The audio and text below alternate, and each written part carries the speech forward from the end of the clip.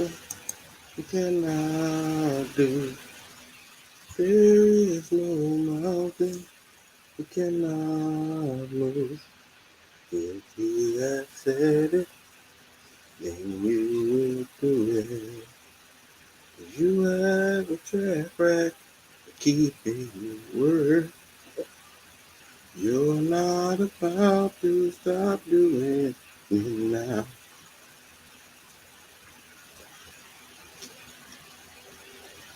There is nothing you cannot do. Hey Angela, hey Mike, thank y'all for coming in.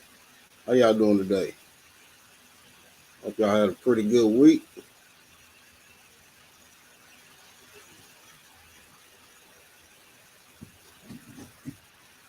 There is nothing you cannot do. There is no mountain you cannot move. Homestead Aquarius, thank you for coming in. You at work, as usual. Tam, thank you for coming in. Tammy, thank you for coming in. I'm sorry. Cheryl Faulkner, thank you for coming in. How y'all doing today? How y'all week been going?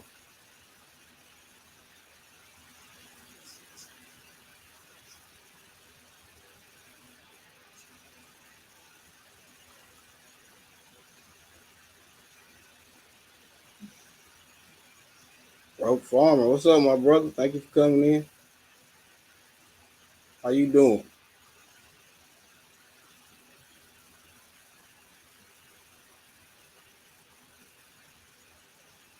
Crafty Leo, Casting 55, thank y'all for coming in.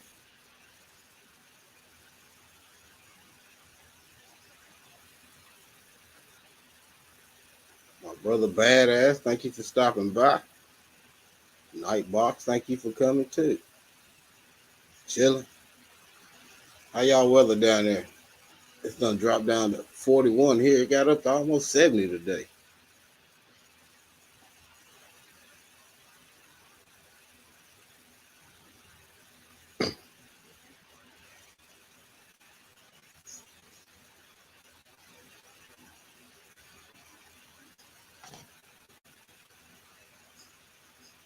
How y'all doing? How y'all living? How's life?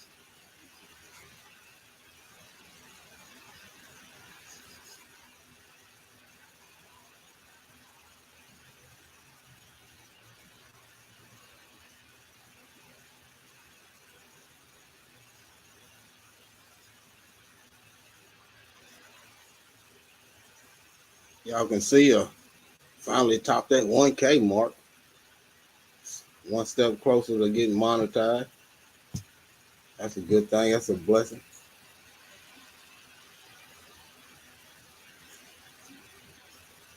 Yeah, it feels like 30. Yeah, it does badass. It feels like 30. It's cold out there. I had the dogs out earlier. Don't let them try to run for a little while, boy. Whew. But earlier today, it got up what 68, 69 degrees, almost 70. Thank you. I appreciate it. I appreciate it. And I'm still grinding, still trying to get them watch hours. Gotta get them watch hours in. Thank you, Caston. I appreciate it. I appreciate it.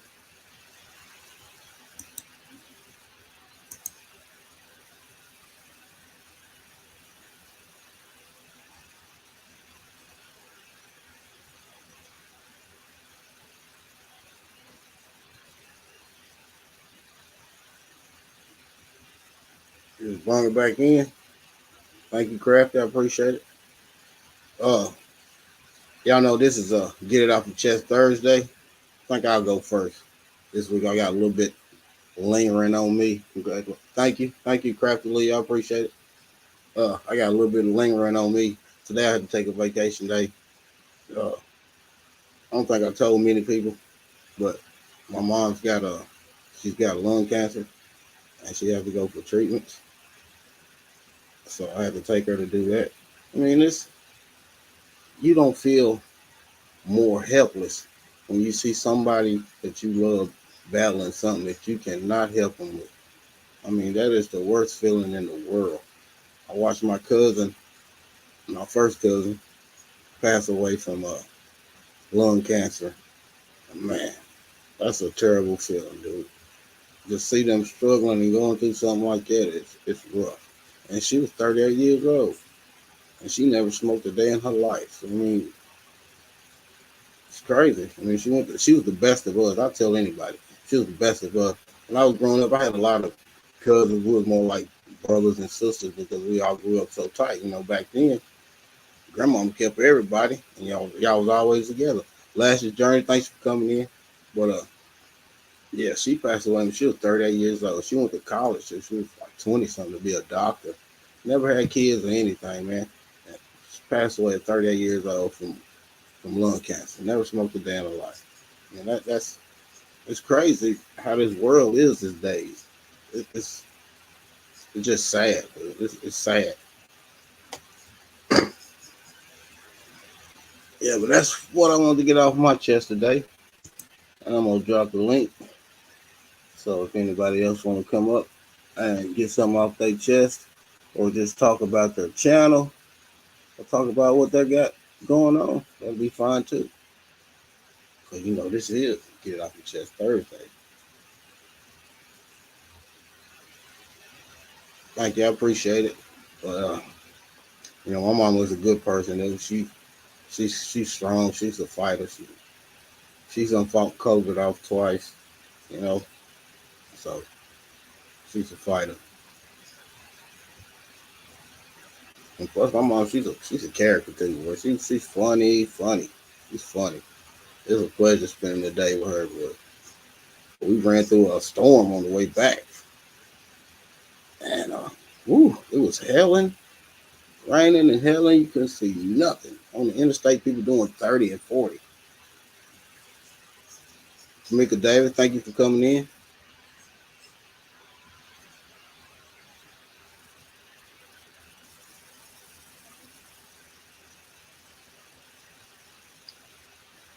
Damn it, thank you for coming in. I appreciate it.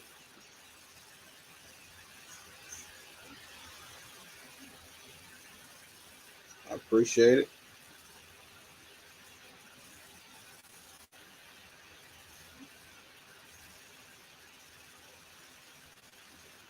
I don't think I caught some of your live crafty, but not much of it. I'm gonna have to go back and watch the replay. I think you was going live about the time I was getting home. Who's rolling in? I guess it's around about 1.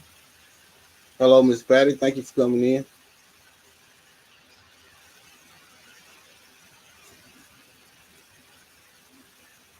Man, it's crazy. It tells hand peak waving on the screen. It don't tell it. It don't show the hand. That's crazy. Yeah, these storms is going on. I think they had some tornado warnings out earlier, but I think they done passed. But we supposed to be getting some snow tonight. I hope not. I gotta go to work.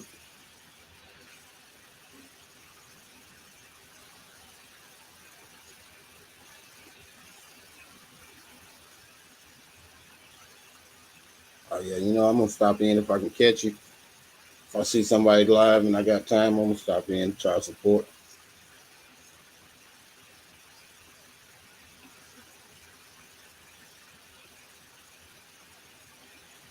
Yeah, I'm glad they went through fast too. That storm was no joke. That hail was coming down so hard. Thought it put some dents in my car. Eric B, the realist. Thank you for coming in. That man got that fire intro, boy. Them guns he got on that game. Oh my God. Some fire guns. I ain't never seen nothing like that.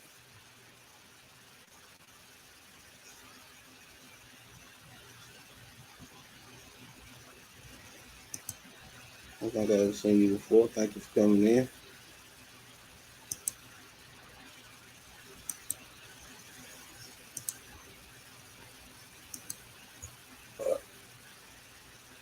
Miss Natural, thank you for stopping by. Thank you for stopping by. I appreciate y'all. How y'all week going? How y'all week going? Hope pretty good.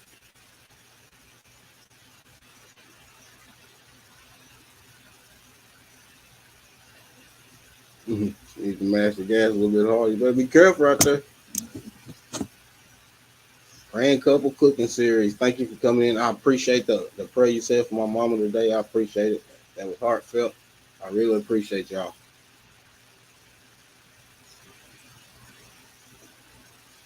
Cassandra, South Fulton, thank you for coming in. Cassandra, like they say, Cassandra.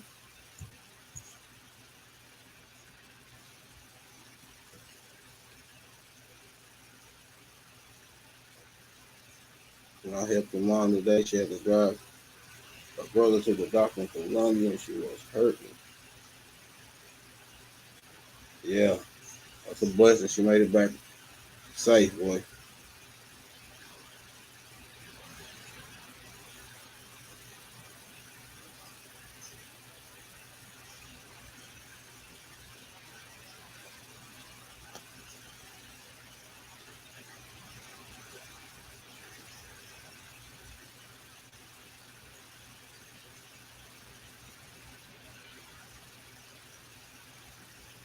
What y'all got planned? What y'all got going on?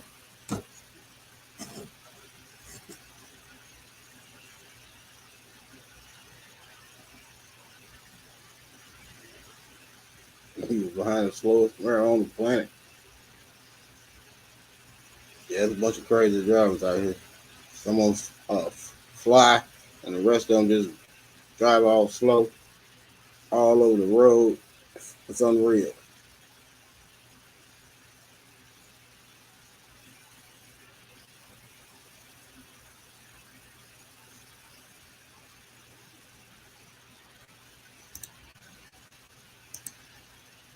I know what I'm ready for. I'm ready for spring. Exactly what I'm ready for. I'm ready to put something in the dirt. 755 Media, thank you for coming in. I appreciate it. Yeah, thank God for making it through every storm. Are you working on your new house, Mr. Butler? I appreciate you coming by anyway.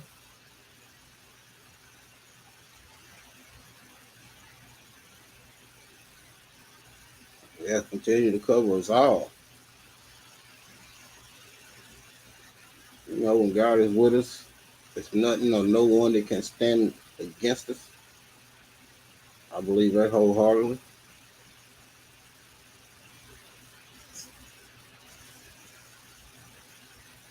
In all home categories, spring can't come fast enough for me. I'm so ready to get outside. I mean, I'm still out there, but ready to just preparing stuff. I mean, I ain't putting nothing in the ground and that yet. Trying to get me a bigger garden spot going, so I can put more attention on my fall garden, more on stuff that we eat and try to can much as I can this year.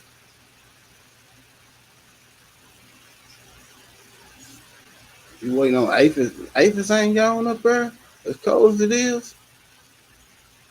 Ooh, they got on full bodysuits on. Jump up warmers up there, boy. Them Aphis up there ain't playing. They been dead around. Oh, inside.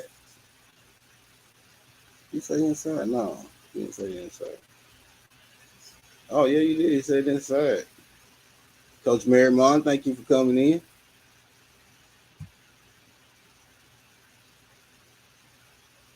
Oh, you tried to overwinter Pepper, and Aphis was on it. Mm. You hit him with some neem oil or either dishwasher detergent and some water. You coat them down real good. She'll kill them off.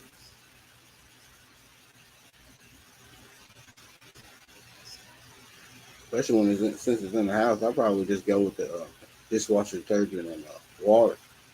Spray it down real good. They were immune. Oh Lord. got them soldier aphids.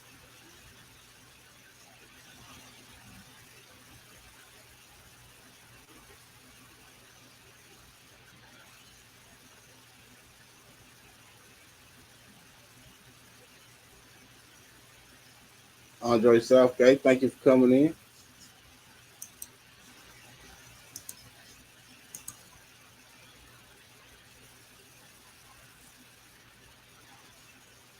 Mary Grow with me, 1964. Thank you for coming in. Blessings to you too. Blessings.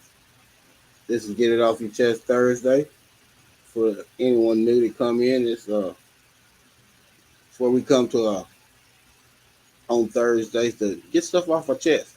Either something about your garden or and this is come to the stage first is Broke Farmer. How's it going? How's it going?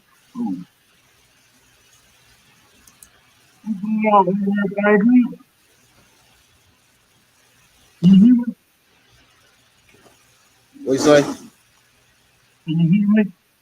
Barely. What about now? Yeah, that's fine. All right, I had to turn it up, man. Look, I had my bonnet on. I was getting ready for bed, man. I had to take my bonnet off and do my hair so I can come up here, man. But it didn't look right, so I put my hoodie on. You know what I mean? Yeah, I know what you mean. I know exactly what you mean. How's it going down there? Oh, I think we just passed the storm and everything. I think everything pretty good. We just got a bunch of rain, a little thunder, some wind, but I mean, it really wasn't that bad. I mean, they hyped it up to be the worst storm ever, and it didn't turn out like that here. I know a lot of people in other states got a lot worse, but it really wasn't that bad. But I mean, I noticed, get it off your chest. Yeah. You know, today was a good day. Thank God. I'm gonna get that off my chest. I got a little time to get in the dirt today. I enjoyed that. You know, life is good right now. You know what I mean? So I ain't got much to get off my chest, but I guess, you know, saying life is good is something getting off your chest too, because you shouldn't hold in good tidings. You know what I mean? Yeah. That positivity, yeah, everybody need that. Especially in a world like this today. Everybody need that. In a world like this today, boy. It's so much going on. I got my fan on. Is there a lot of noise in the background? Oh, I can't hear none. Okay. Is it okay to drink on your channel? This is a Corona Light. It's not nothing bad. Yeah, I don't care. You grown. Nikki, thank you for coming in. Everyday Life with OCD is chick. Yeah, so look, man. What's been going on with you, man? I mean, what them figs out there doing? You know, I'm a fig connoisseur myself. You know what I mean? Man, they out there chilling. I got them covered up. I'm hoping to try to save some of the tops so they can grow faster, and I can get some of them breeder crops because I don't get breeder crops. You got them covered though out there though. I got them covered, but I covered them last year too, and they still did the same thing. They died back. Now look, I got something for you. You probably one of the only people that would appreciate this. You heard of Fig Hunter online? Fig Hunter, yeah.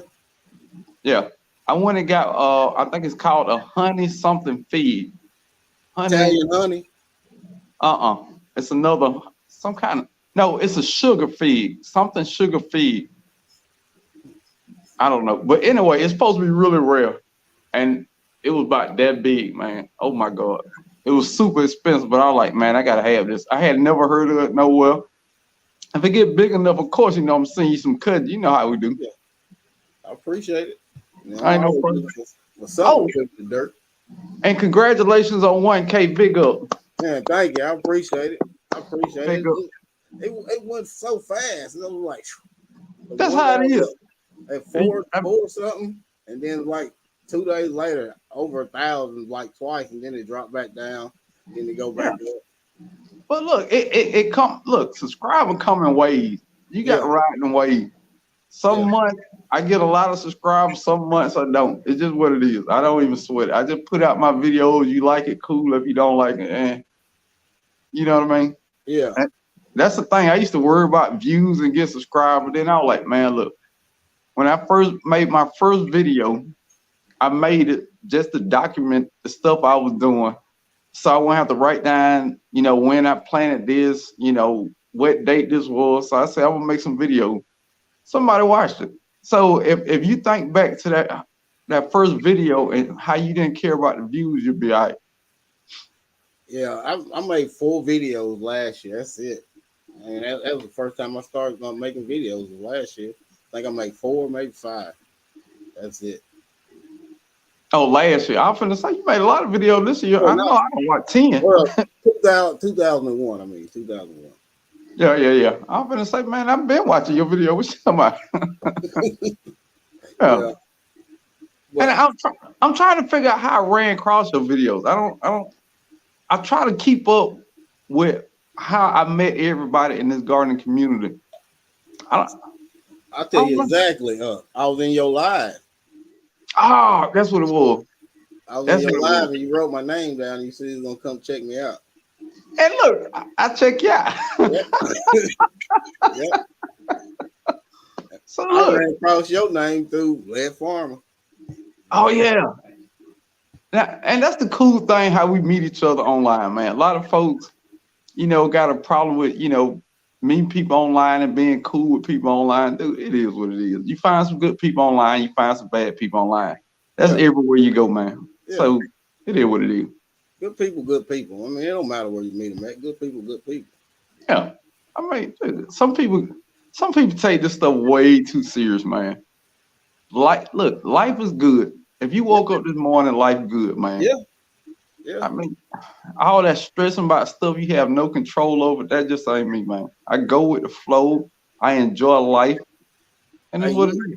Sometimes you just gotta suck it up and just go on. I mean, you can't live negative all the time. Bad stuff happens to everybody. Yeah.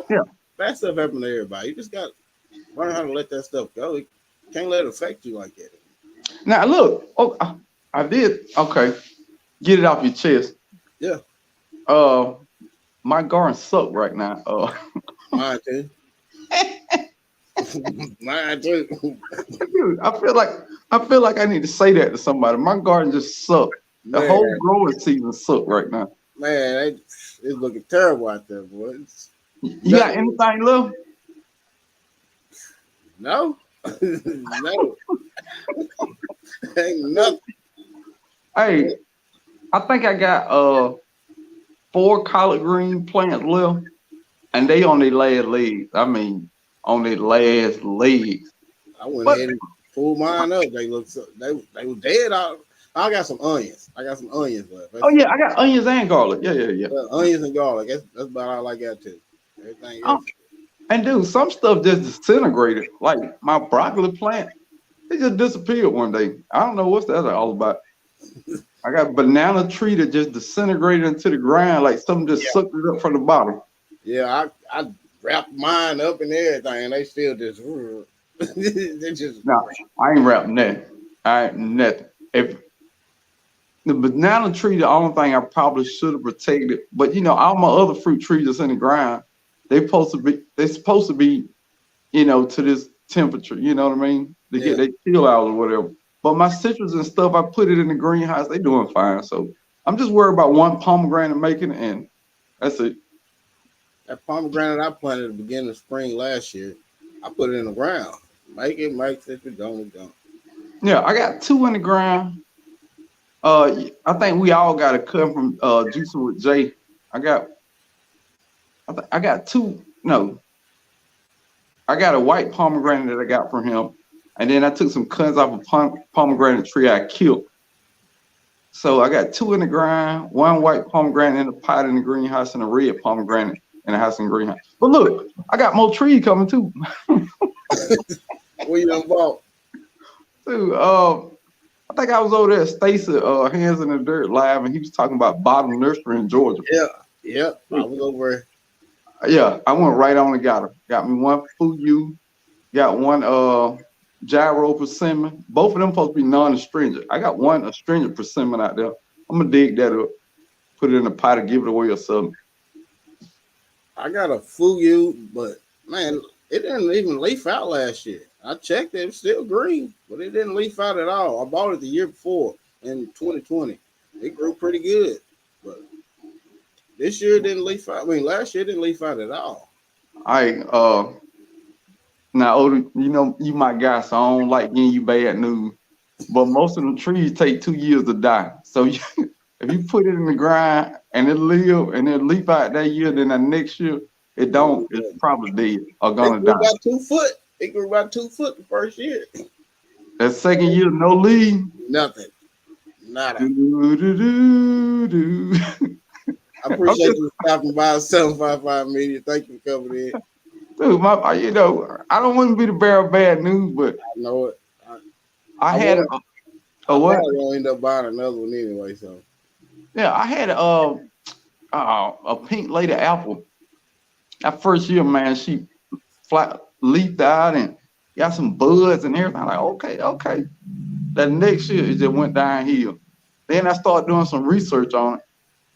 It ain't always what you doing. Sometimes at the nursery, if they let those trees dry out and then they rehydrate them and dry out. I mean, that year you plant them, they don't give it a whole bunch of fertilizer and everything. So it's gonna look good that year when they got all that I call it doping up the trees. yeah, They dope it up that first year and it everything good. But it's still dying on the inside, so that next year it give up the ghost. So if you can get a tree past 2 years, then you in the ball game usually. yeah. J3, thank you for coming in. I'm gonna take y'all this year to my flea market and show y'all where I be getting some trees at. Boy, it's very Oh yeah, very cheap. Very I know. very cheap. You know who's gonna be watching that video. That's where I got my guavas and my both of my guavas. I think I got my kumquat from there. Dude, so what's up with the guava, man? I'm so confused on these guavas. Now, is one guava that's supposed to be cold-hearted down to zone 7, and the rest of the guavas are only cold-hearted down to zone 9. Well, from what Black Tropical was saying, I know the pineapple guava and the black. I got those planted in the ground, so we'll see how I planted them last year. So we'll see if they make it through some. I mean, through the winter. But pineapple guava supposed to be a strawberry guava. I think Black Tropical said, and a lemon guava. I heard of both of them, but I ain't never tried neither one of them. I had my local Home Depot had a guava. I can't even remember what. It wasn't a strawberry or something. It was some off-brand guava. And I was like, I don't want to mess. And fun fact, I've never tasted a guava. You never So tasted that's guava? another thing.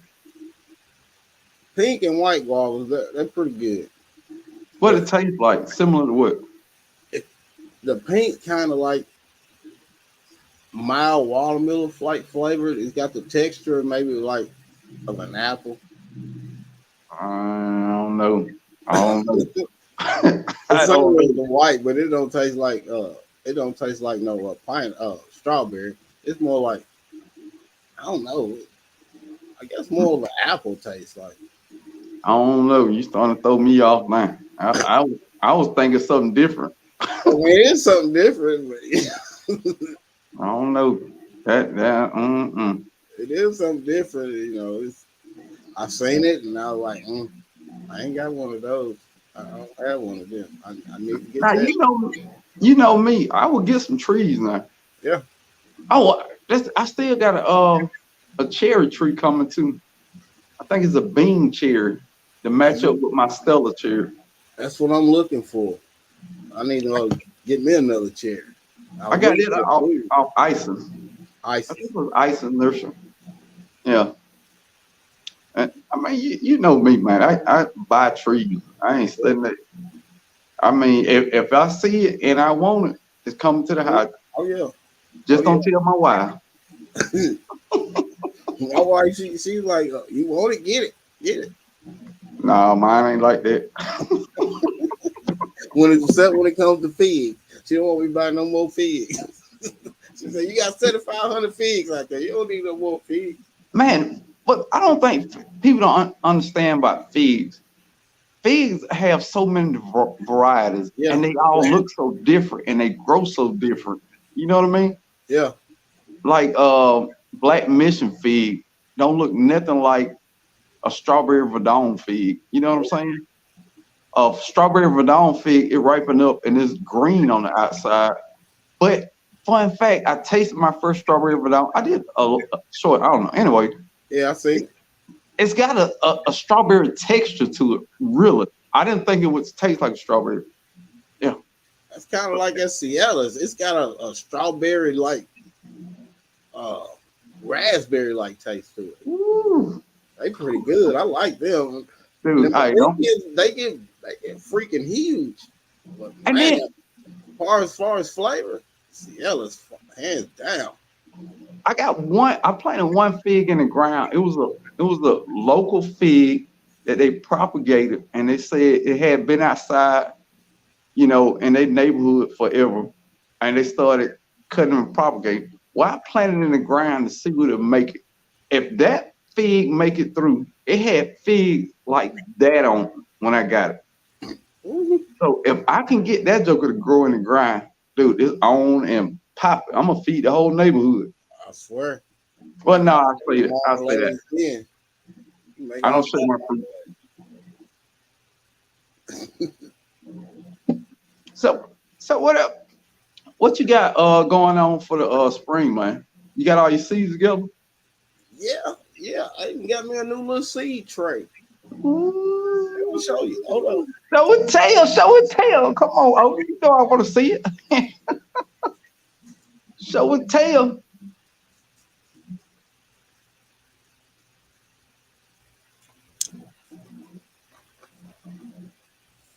Got me a new little seed tray. Oh yeah. Now you know I'm all about that show and tell now. Yeah. That's when you know you got it bad. We're in the same boat. Hey, but you know what? My wife bought this. Dude, look. Speaking of gardening gifts, my wife bought me some gardening boots for Christmas, man. That was the coolest thing ever. I had been wanting some gardening boots since I started gardening, man. But I don't like spending money on stuff like that. So I'm the same way. And my wife, when she go out, she see it, she just buys it. But most of the time, I don't have to spend money on it anyway. yeah, I don't like shopping, dude. I'd rather spend $60 on a fruit tree than buy a pair of tennis shoes. You know what I mean? That ain't my thing. I get online and shop for a tree all day, but I don't want to go no store shopping for nothing. Unless I know it's a nursery and I'm going to go there. There you go. I mean, I don't know. It's just something about growing specific things to certain people, man. Me and citrus and fig trees, that is my thing. I love to play with the soil mixtures and just see what different it make. And then I got a lot of my trees of fruit this year, which that was pretty cool. I tasted my first Silver Hill Satsuma. I got a honey murcot tangerine that I'm finna pull the fruit in a couple of days. And I got a Miwok kumquat. Got like 30 on there that's about ready. Get that dirty orange, I call it. Dirty orange. You know that hard orange color that them kumquats get. And then it's gonna be on. And I ate a few of my kumquats, and then frost took them down, so they pulled them all off. They just start withering up, falling off. Somebody asked me one time online, what does a Miwok kumquat taste like? I told somebody it's like somebody shrunk down the sweetest orange you would ever have, and then God kissed it and then gave it to you. That's the only way I can describe how that joker tastes. Bro, thank you for coming in. Them Nagami kumquats, they got a kind of little sour taste to it. I think it's either the skin that's a sour, or the inside. One of the two. But you get that little hint of sour, but it's still pretty good. I don't know. That's why I didn't get one. I didn't want the sour. It's supposed to be like a sweet and sour. It blend the real sweet with the sour, which is a cool flavor. Yeah.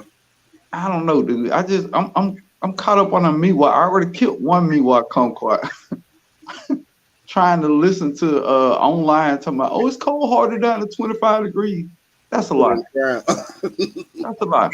If it's a mature tree, maybe it might be.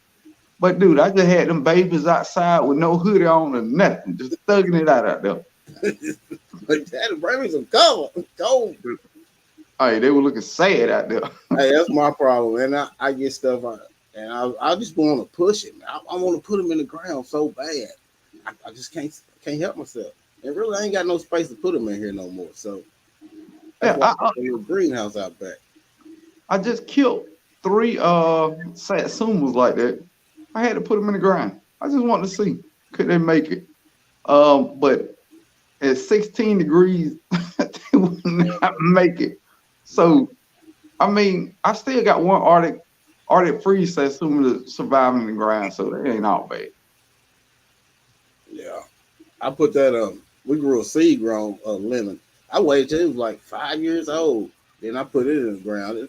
It goes stalk on like that. Nah. That all back down to the ground, but it grew back. Oh. It's out there in the greenhouse right now, suffering.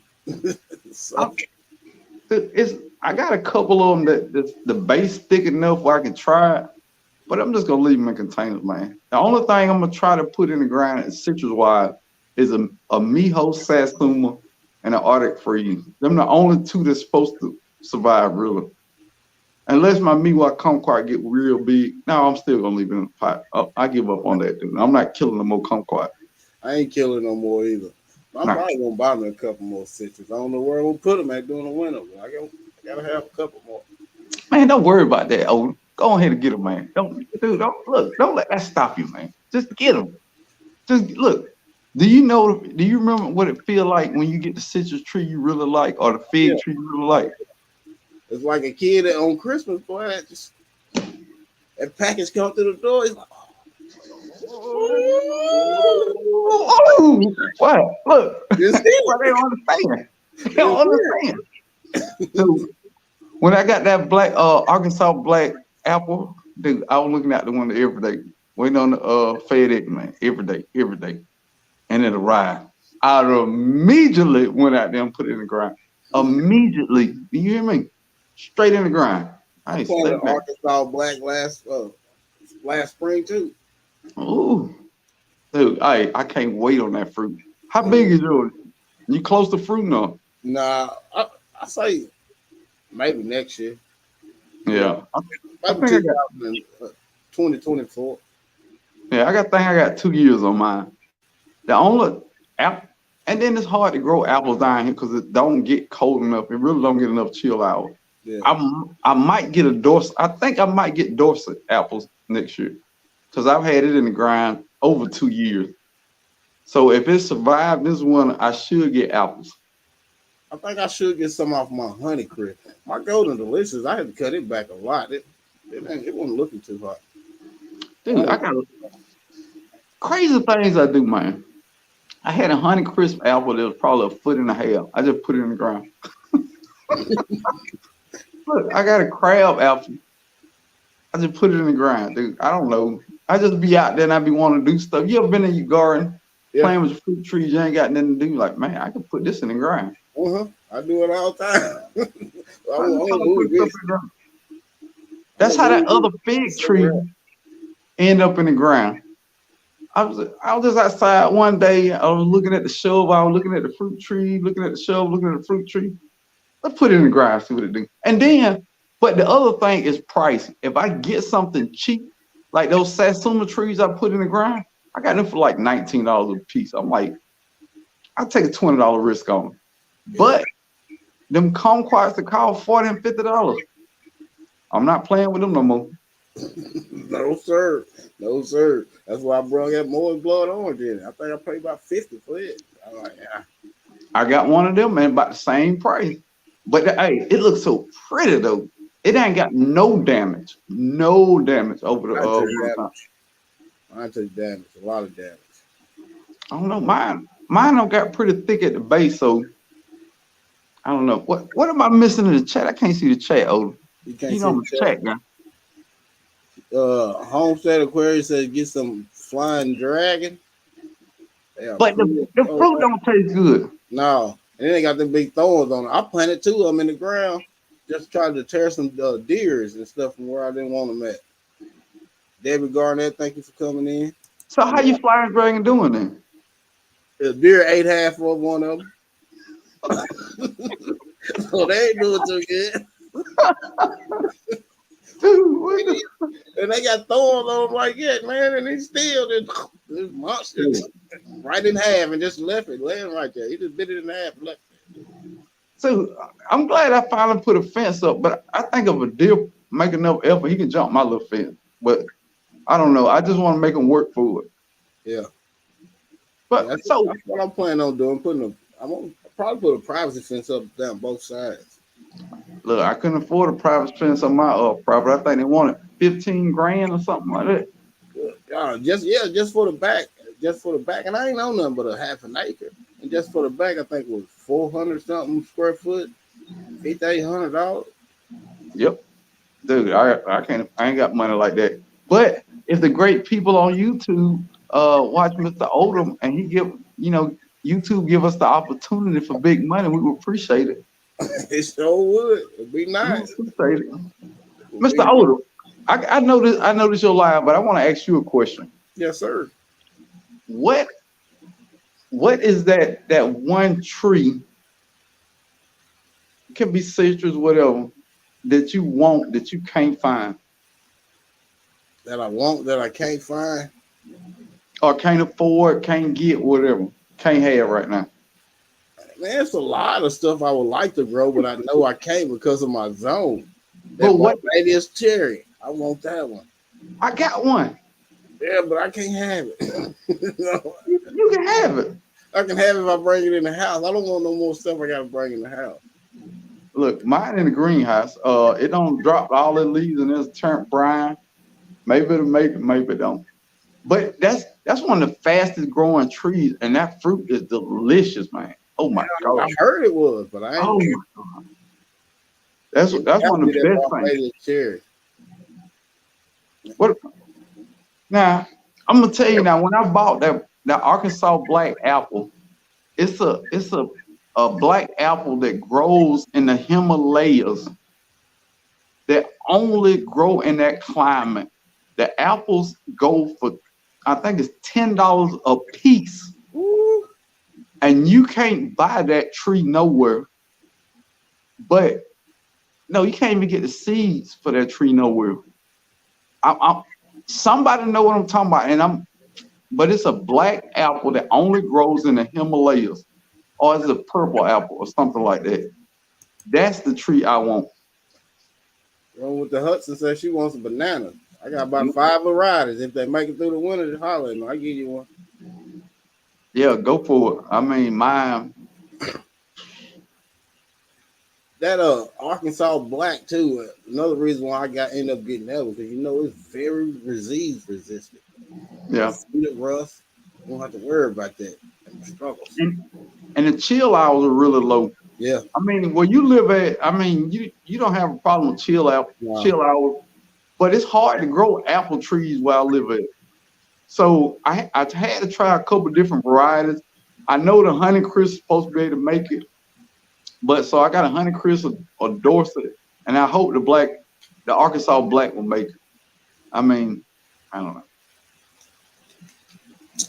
Yeah, as far as apples, I got that Honeycrisp, I got that Arkansas black, I got a Red Delicious, a Golden Delicious. I think I got 2 crab apples.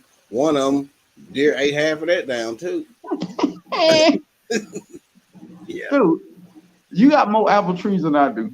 You the only person. Now I know one more person locally that got more apple trees than me, but I got Granny Smith apple too. God, don't. You got me. You got me cold. I got more citrus than you got though. Yeah. But you got more figs than I got.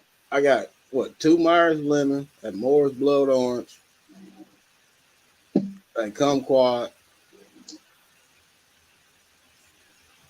another small kumquat, seed grown lemon, and a grapefruit.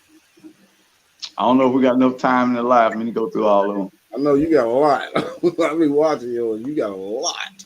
I got a UGA lemon. I got a lime quat. I just separated the Harvard lemon, so now I got 3 Harvard lemons. I got I took Meyer lemon cutting, so now I got 4 Meyer lemon trees. The Morrow blood orange. I got the Murcott tangerine. I got the Murcott honey tangerine. Then I got the pineapple, seedless orange, dwarf variety. I got two variegated lemons. Is that all? No, UGA grapefruit, uh, a Dixon grapefruit, and two more I'm leaving out. Oh, and two Arctic Frost Satsuma. And I think I'm leaving out one more. Yeah. I'm gonna end up giving me one of them Arctic Frost Satsuma. She said it was called the Black Diamond Apple. That's what it is, Black Diamond Apple. Who said that? Educated Natural.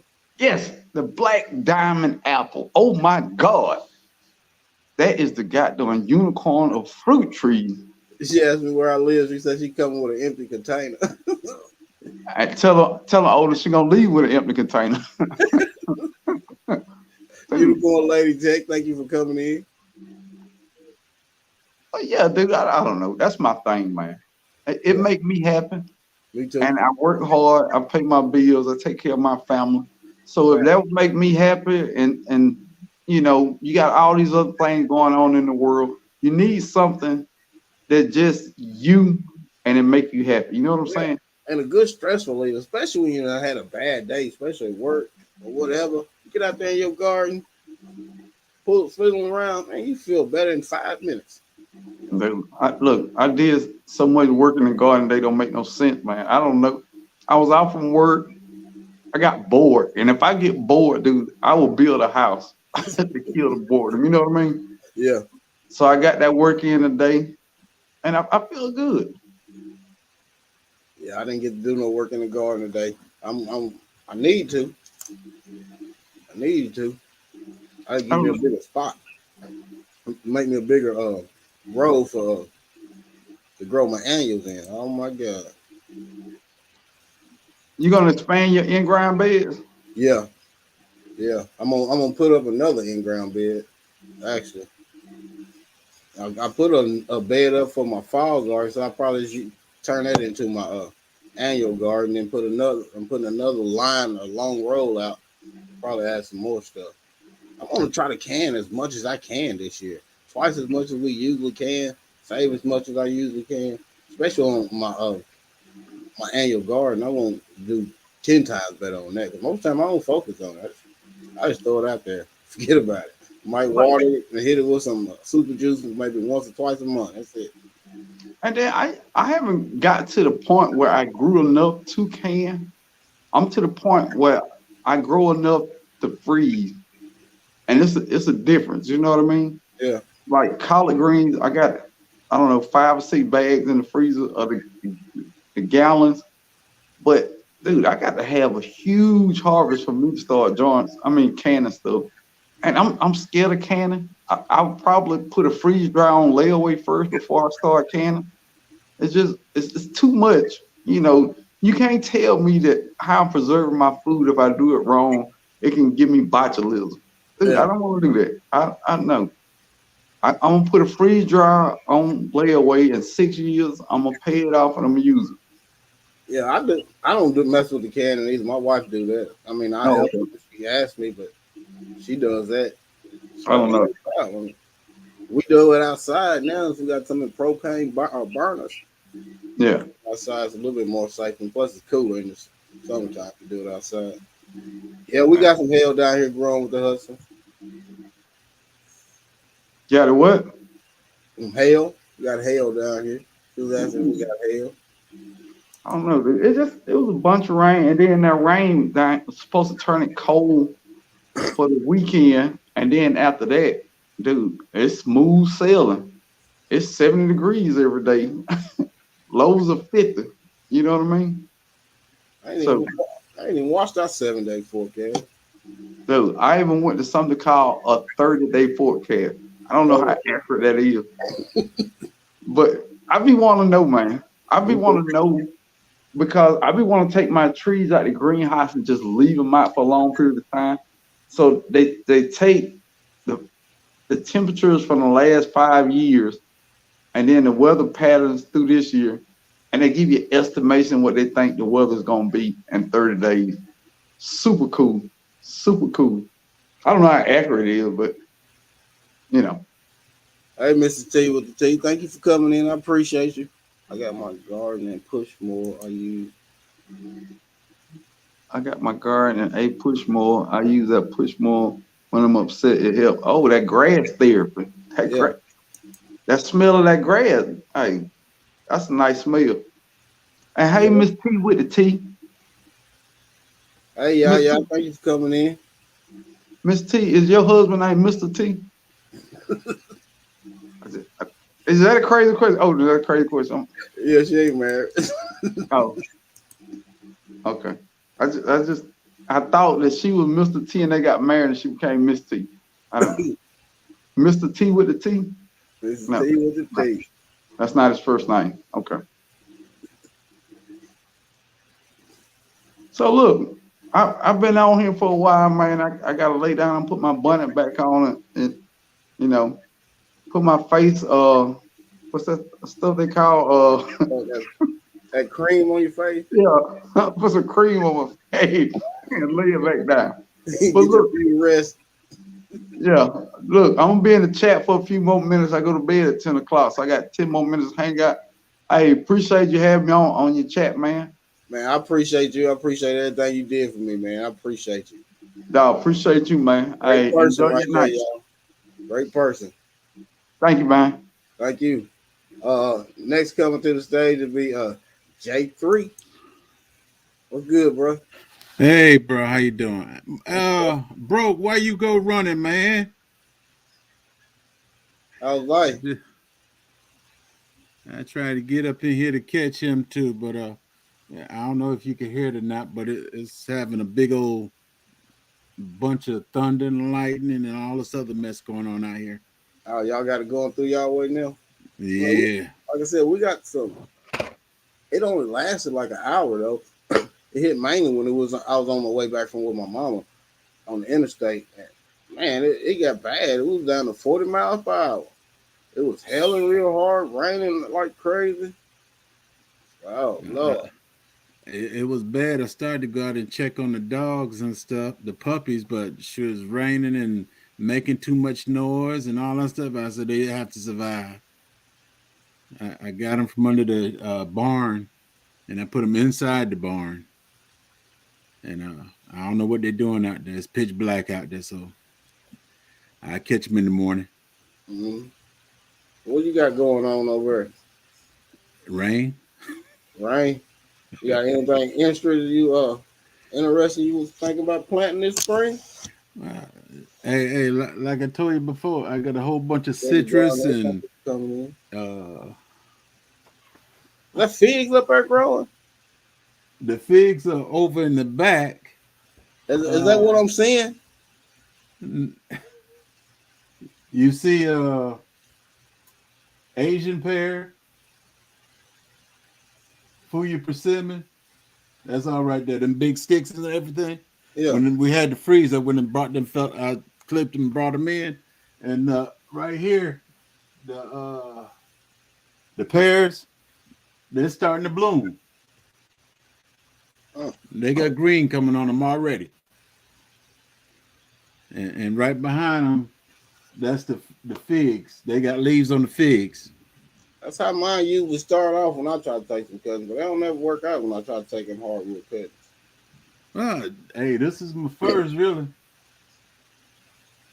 And then right there in that container, I got some pineapples. Pineapple. Yep. You talking about seeds? Yeah. Pineapple seeds. Where you get pineapple seeds? From the pineapple. How you get them off? Cut the skin off, and then take the skin and just bend it slightly. You'll see a whole bunch of black dots. Those are seeds. You ain't just use the top? No. Well, I got the top sitting over there in another container. Oh, sitting on that side of the room in another container. And these are the seeds. These seeds, I planted these on 10/16/22. And they just started popping up this week, last week.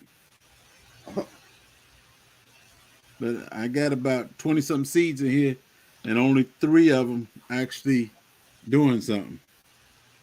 3 of them popped open. Yeah. Uh-oh. Oh, Lord.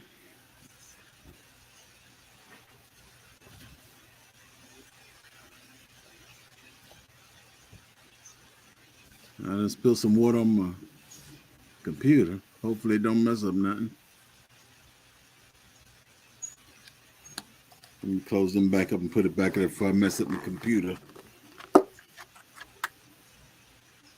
Yeah. I got a whole bunch of J3 Farms. What?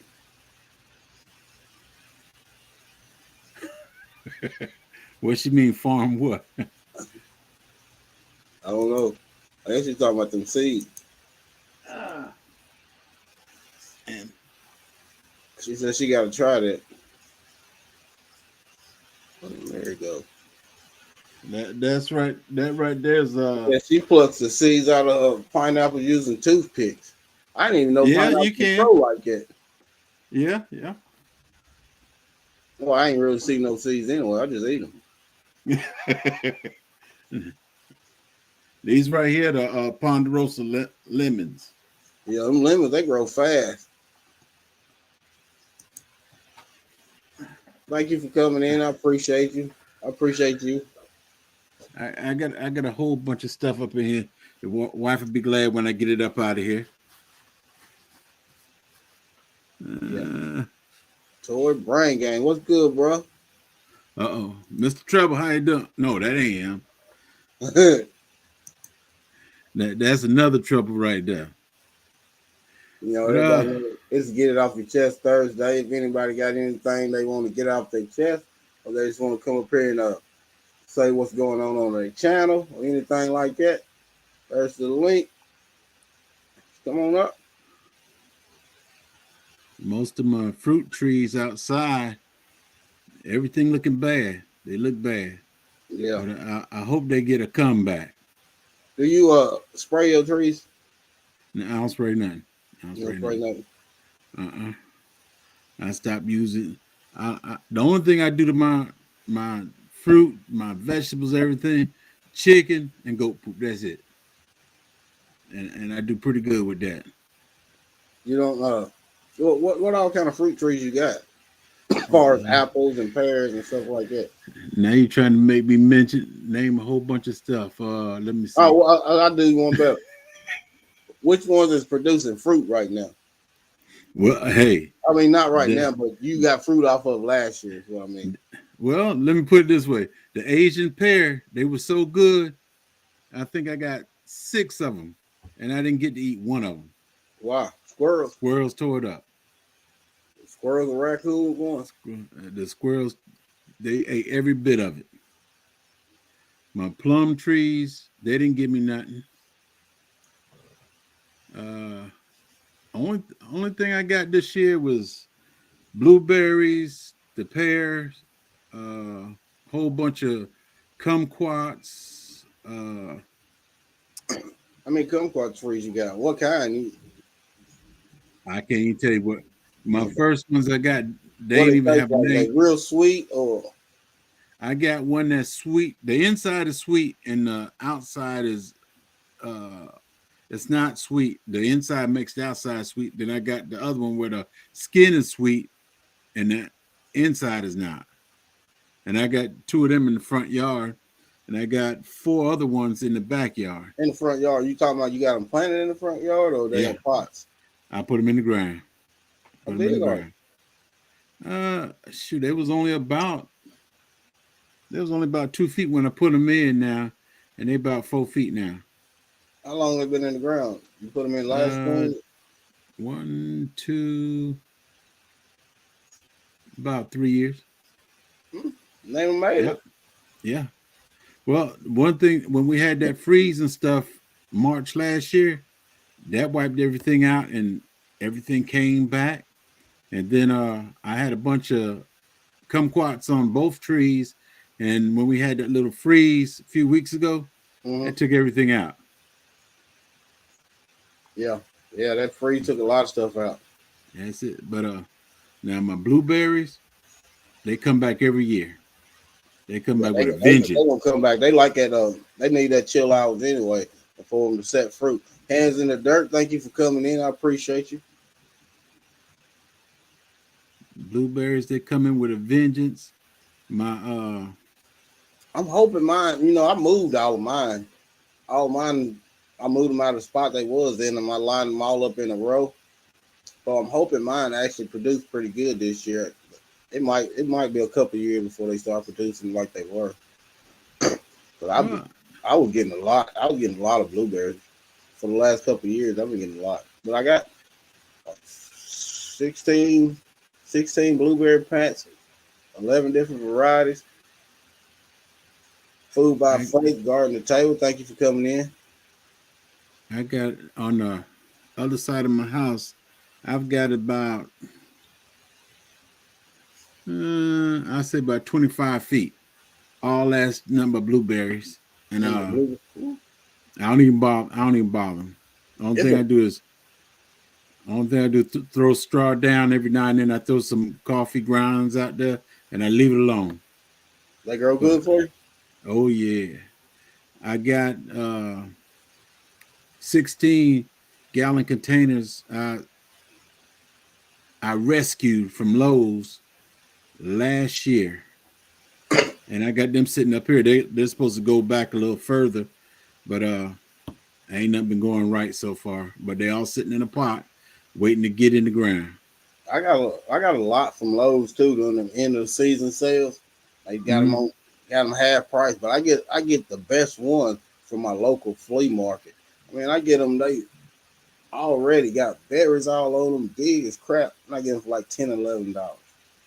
But you go to Lowe's or somewhere like that, the same size pot, same plant, $90 to $120. Well, see, that's one of the things I like about Lowe's.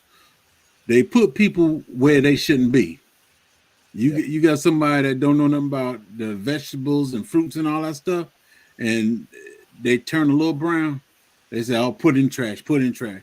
Man, I saved them fellas. I said, "How much you want for it?" The dude said, "We got to get something." So, shoot, that was $8, and I had 18. Belt Luke, thank you for coming in. I had 18 containers of blueberries. Yeah, I got a lot. I got a lot from Lowe's end of the season sale, and a lot from my local flea market. Like I said, I get the best ones from there. And I learned too here in my my zone, or as far as my soil type and all of that, the high bushes or rabbit eye does a lot better here. They're a little bit more forgiving on your pH level. You know, some of them low bush really they gotta have a lot of attention. That acidic soil.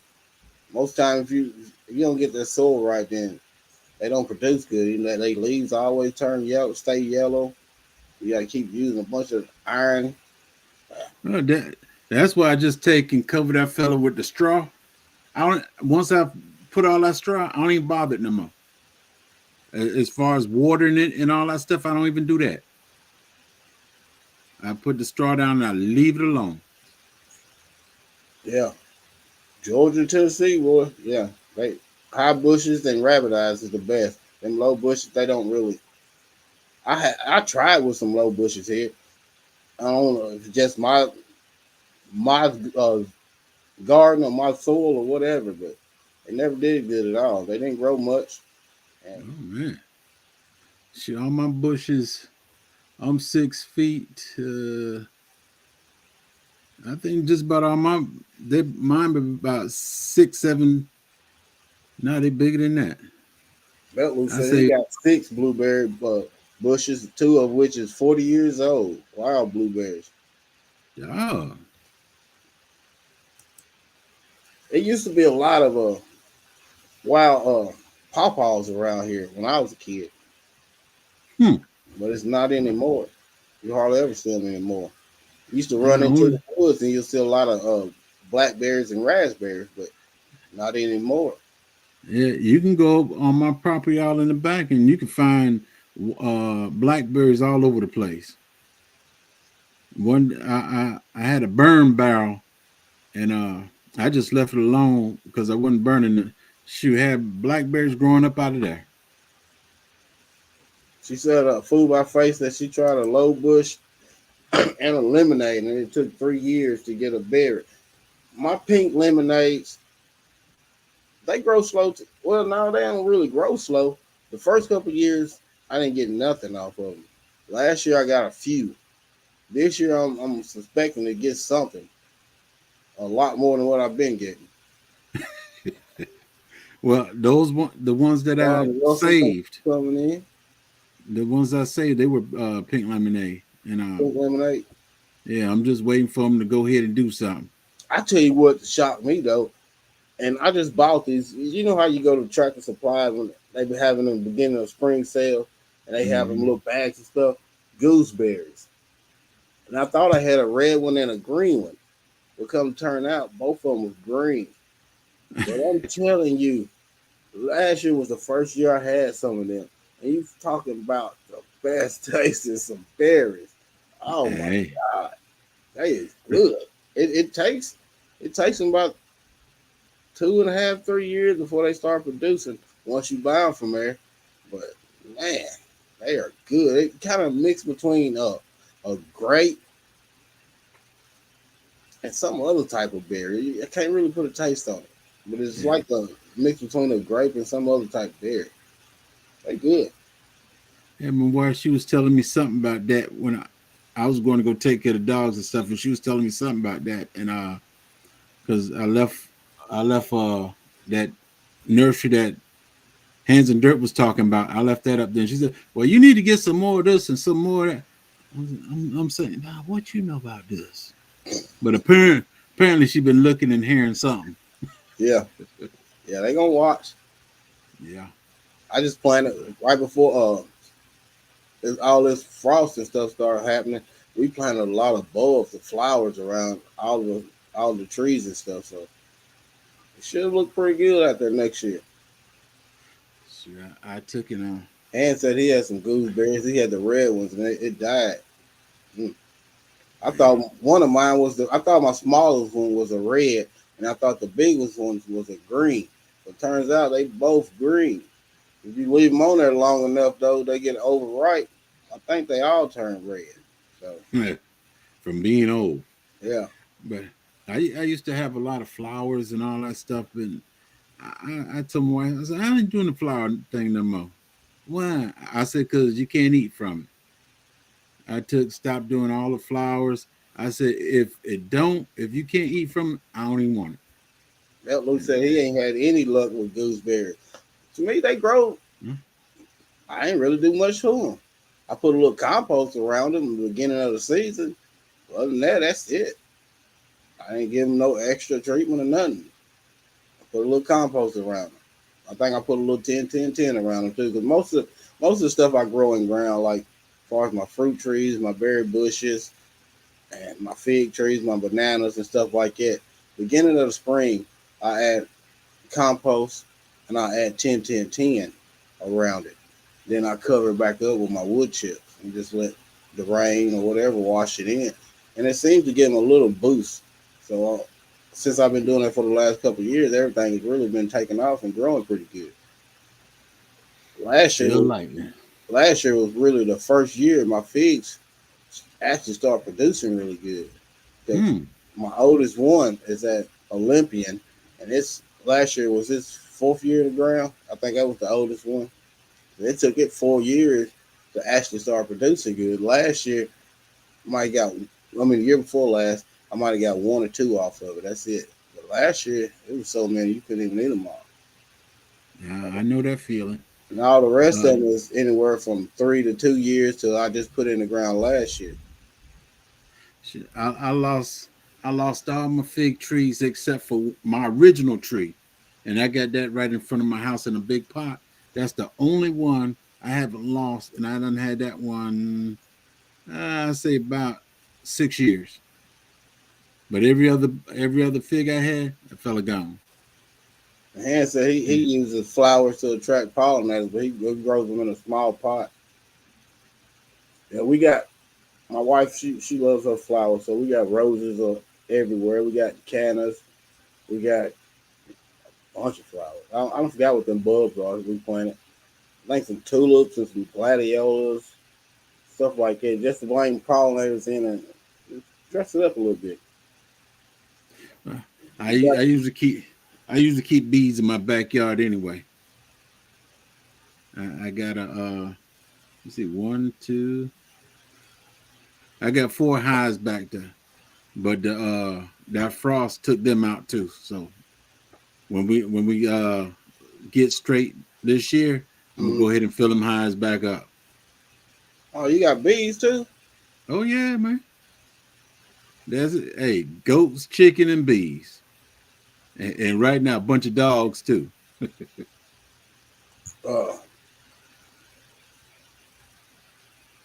Maybe they need a city soil like blueberries. I I don't really put no city soil. I mean, I never planted. I don't do them like my blueberries, my gooseberries. As far as my blueberries, I use in the best soil to use if you're gonna plant blueberries is that rhododendron and hydrangea. As far as soil, if you don't want to do your own mixing, as far as peat moss and pine bark nuggets, if you don't want to do all that mixing, get you some of that. But I just put them in the dirt. I mean, I just dug a hole, and most of our soil here is clay. All I did was dug a hole. Well, no, I take it back because the area that I put them in is where I used to have my grapevines, and I've been putting compost and wood chips down there for a couple of years before I put the blueberries there. So I don't know if that helped them or what, but they took off right there. They grow pretty good. I don't treat them like my blueberries. Hey, let me see. Them blueberries was here when I came here. Actually, I started to cut all them bushes down, and then when I went out there to actually cut it, I said, "Man, these blueberries right here, them blueberries still here now." I started to cut them all down. Urban lady check. She said her black mission fig might have been taken out by the frost. No, it'll come back. I got one out there. He's working on his fourth season now. And they get taken down by the frost, probably all the way down to the ground. But they'll shoot back up. Figs are resilient. And Growing with the Hudson said she thinks she wants chicken, sheep, rabbit, and 1 cow and 1 pig. That would be You won't go hungry, that's the show. Sure won't. If I had enough land, I'll have me a couple of houses back there. Hey, well, ain't nothing, you can't go wrong with that. And ain't nothing like some fresh meat. Not like that's where I'm at. That's the only thing I can't have is hogs. You can't have hogs? I can't have no hog. Hey, this is country in the middle of the city. Yeah, I'm about 15 minutes from town, 2 towns. I got a neighbor. Thank you for coming in. I got a neighbor about 5 houses down. He's got horses in his backyard. Horses. Mm-hmm.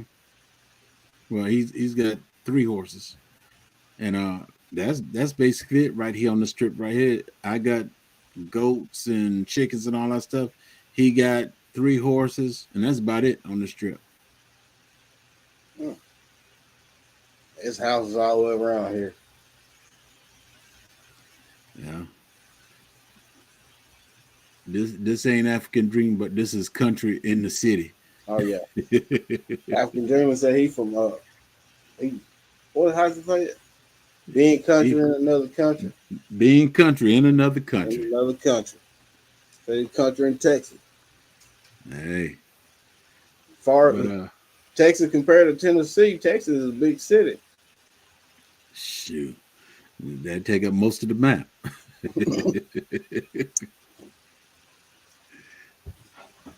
But man, it sound like this noise and stuff dying down now.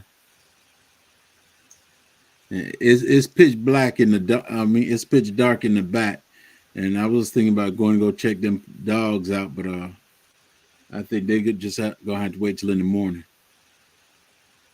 It's supposed to snow here tonight, but so far I ain't seen nothing. Supposed to snow?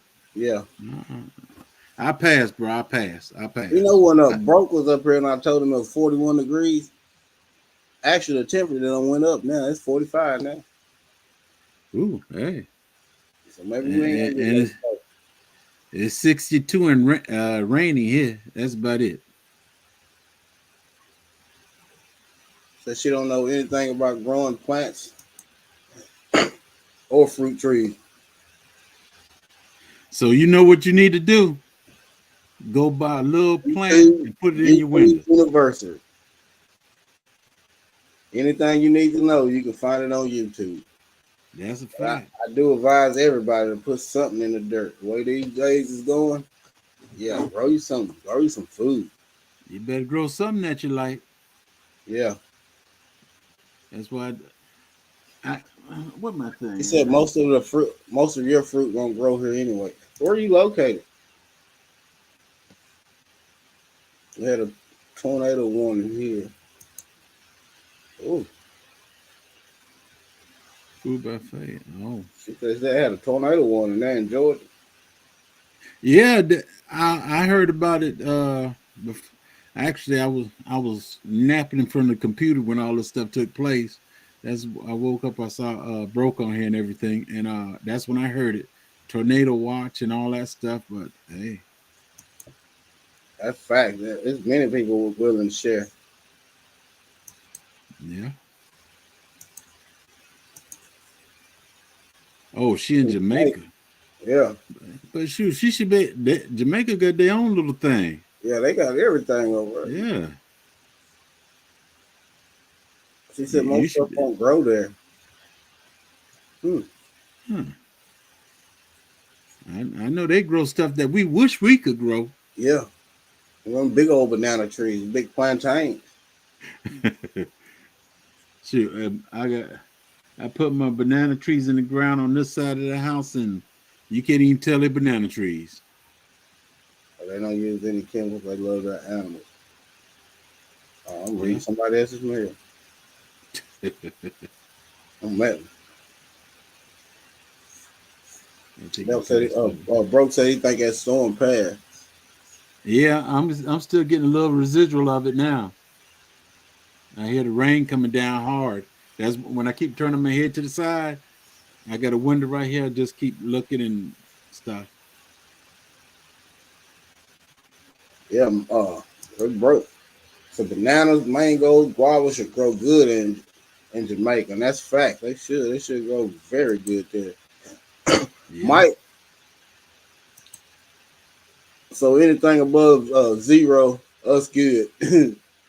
You, oh boy, I couldn't live in Minnesota, man. That's too cold for me. I can't do it. You can't do it. It's Hey, too cold. I don't even want to be in North Carolina. I said that's too cold for me. It's too cold here for me, boy. I'm Shoot. ready to be somewhere where it's warm. Yeah, see, big. That's right. Congrats on your I ain't never tried 1K, this, bro. bro. Congrats. Thank you. I appreciate it. I still got a lot of watch hours to go, but maybe next month or two. Yeah, shoot.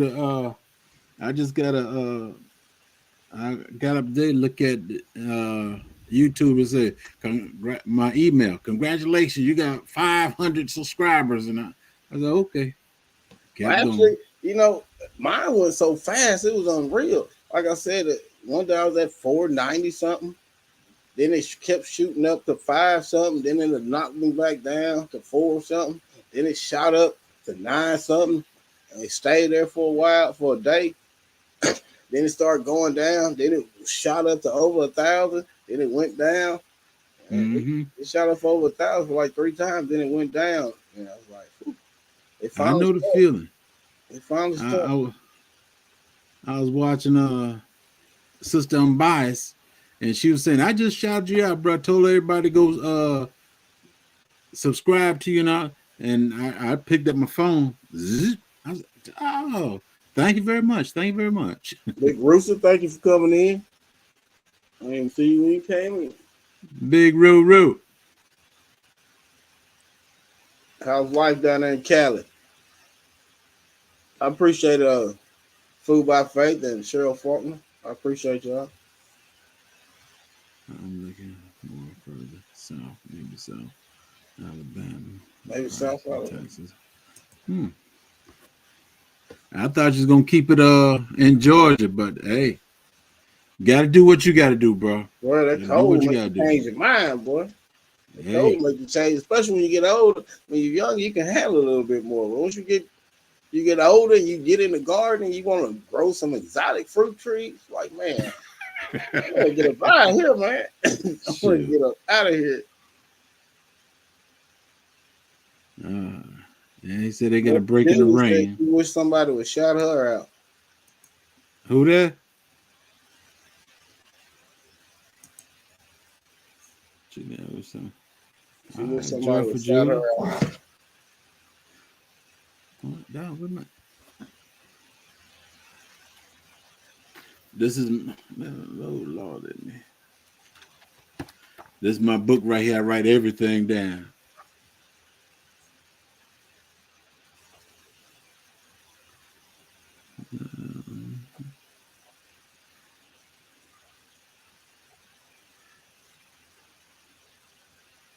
I'll be over there to see you, sis.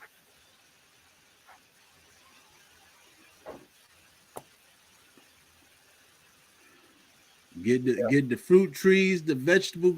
Try to get everything to grow, Shayla, even I us appreciate you humans. coming in. Get us up there.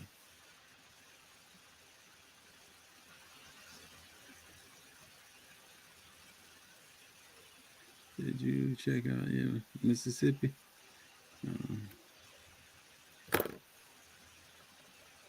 I did you one better. I shared your last video, Joyful Julie. Hey,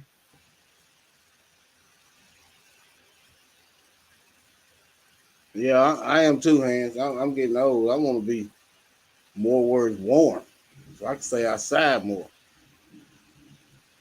thank you, Sister Unbiased. Danielle, thank you for coming in. I appreciate you for coming in. You want to come up here and introduce yourself and talk about the channel? Let's drop the link right there. You, Joyful Julie, either one of y'all. Belt Luke, share. Hey Queen, thank you for coming in. Unbiased. Han said he's looking in Mississippi. They have great prices. Yeah.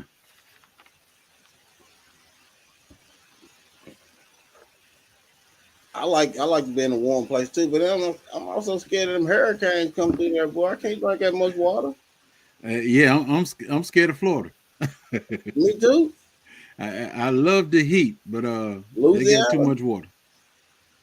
Too much. Louisiana, Georgia, South Georgia, 8B.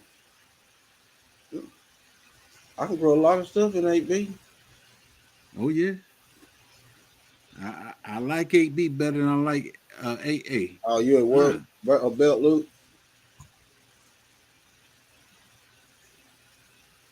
They smooth south as well. Talking about land? Yeah, we're talking about people wanting to move to warmer climates because we're getting old. Tired of being in this cold. Be somewhere where we can grow whatever we want to grow all year long, like Miss Linda over there.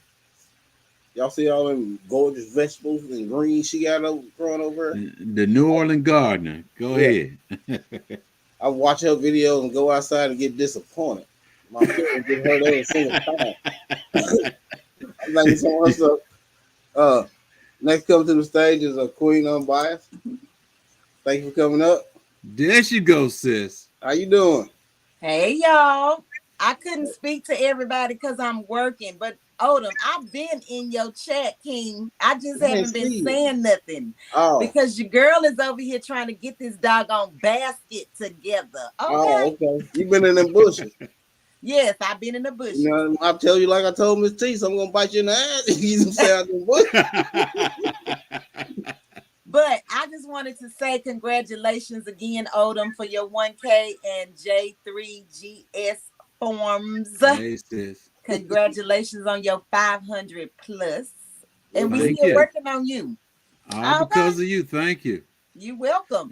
And it's not because of me, it's because people genuinely wanted to go and support you. They just, sometimes people forget. And so I just was a reminder. And I want to say, what is the lady's name? Julie? Joy for Julie. Yeah, Joy Julie. for Julie. This is Joy my for first Julie. time seeing you in, I mean, like forever, you know. But I'm sure that people in the chat will go check you out and see, you know, what your content is about, and connect with you. So it's not really hard. All you got to do is just keep showing up. That's it. That's it. And we will definitely come over and check you out, Queen. Yeah. Can y'all hear me? Because I got another live. See, I be trying to support everybody, y'all. So I'm working, but I'm watching. I'm doing all that. And that's what you got to do sometimes. You got to show your support to everyone as much as possible. Yeah. You know. But you got that Surface Pro hooked up? No. Do you know how to do it? Look, it's right here. I charged it. Hey, that's what I'm looking at you on. Oh, really? The same one? Well, that was my first one. This is my second one. So which number do you have now? This is the newest one. This is the i7. Oh, i7. 9? Okay, so you like it? I mean, obviously, if you bought another one, you like it. I love it. Okay, I am not a Google, Samsung, Windows kind of gal. Thank you for coming in. Everything I do is Apple, and so I feel like I'm a 5-year-old now because now I have to go and learn how to navigate on this thing. Hey, I love it. Too old to learn. We all learn. I'm older all the time. I know, but you know, as busy as I am, I don't be having time to be learning. So that's why I try not to read the directions and stuff like that. But you know, they make stuff now where if you don't read the directions, you don't know what the heck going on. Yeah. No. So let me show y'all what I got so far. I was watching follow you. Me know what I've been going through with this basket. But look, I'm starting to get a turn. If y'all can see that. Yeah, I see it. I see it. Y'all can see it? Yeah. So I'm starting to curve up now. So I'm starting to shape my bowl. Okay. So eventually, in the next couple of hours or so, I should be able to put the picture of the basket up. And, you know, make it do what it do. Okay. I'm gonna be looking for it. I'm gonna be looking for it. We're gonna be watching. All right. I'm coming. I'm going back to the chat, but I'm going back to the bushes. So I'm saying hello. Happy Thursday to everybody in the chat. Thank y'all for tuning in. Share this live, like this live, tell a friend, bring a friend, do all that. Okay. Hey, I was watching you. I was watching you. Okay. I was watching you, and you saying, I don't know where to put it. I don't know where to put it. I said, you see the little slit right there? Just that little slit right there. Put in that little slit right there. I didn't know where to put it. Oh, look at Stacy. Corner. Hands in that dirt. Well, thank you for coming in. I appreciate you. So I'm gonna let y'all handle y'all thing. Do y'all thing. But before I leave, though, I think I need to cut up something. Oh, Lord. Y'all know what that means. Everybody put your hands in your lap. But I love y'all, and I'll be back in the bushes. Have a good night. Stacy. Now, don't you be up here acting no, you know what, over here on these people's channel. He's smiling. He ain't got no drink in his hand. Oh, I think you have me a little love offer now. I'm sure.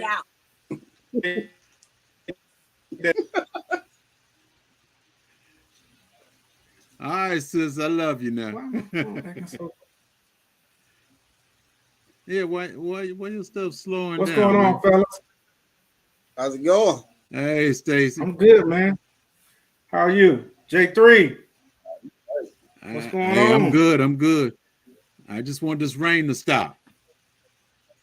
Man, that thing started coming down so crazy today. I was in Publix, and it just like a sheet. I mean, you couldn't see. I'm so glad when we went back out, it was still raining, but you know, I was able to jump in the truck and make it onto the house. Yeah, it's coming down pretty bad. Yeah, I'm worried about my dogs out there. Yeah.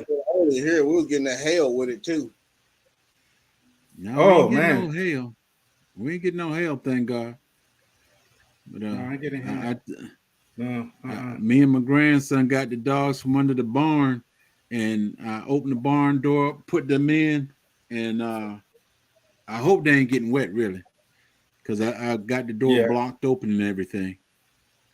Yeah, that's a pretty dog you got, man. That American Bulldog and the other dog. How do you pronounce the other dog? Great Pyrenees. Great Pyrenees. Pyrenees. Now Pyrenees. That's a beautiful dog. So it's gonna make a pretty dog now. That's gonna make a beautiful dog.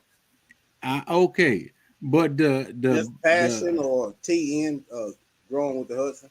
This type Passion or TN in there. The Bulldog is not mine. He came to my house. He came to my house, and I called a animal thing down there, and they kept giving me a whole bunch of excuses and everything. They couldn't come get him. Wait till next Friday. That dog was at my house for about a month. I took my my slingshot, the loud one, and I shot right between the leg. He didn't move. He did not move. He looked at me like I was crazy. I said, all right. I said, you can stay here. I said, you stay here. He said, I'm home. Yeah. That's a bad man. Yeah. But I got a daycare down from my house. When they called the law, shoot, they came out, got the dog and everything. Oh man. Yeah, that's but he hit my dog up before he left. Yeah, he left a little something, he left a little DNA.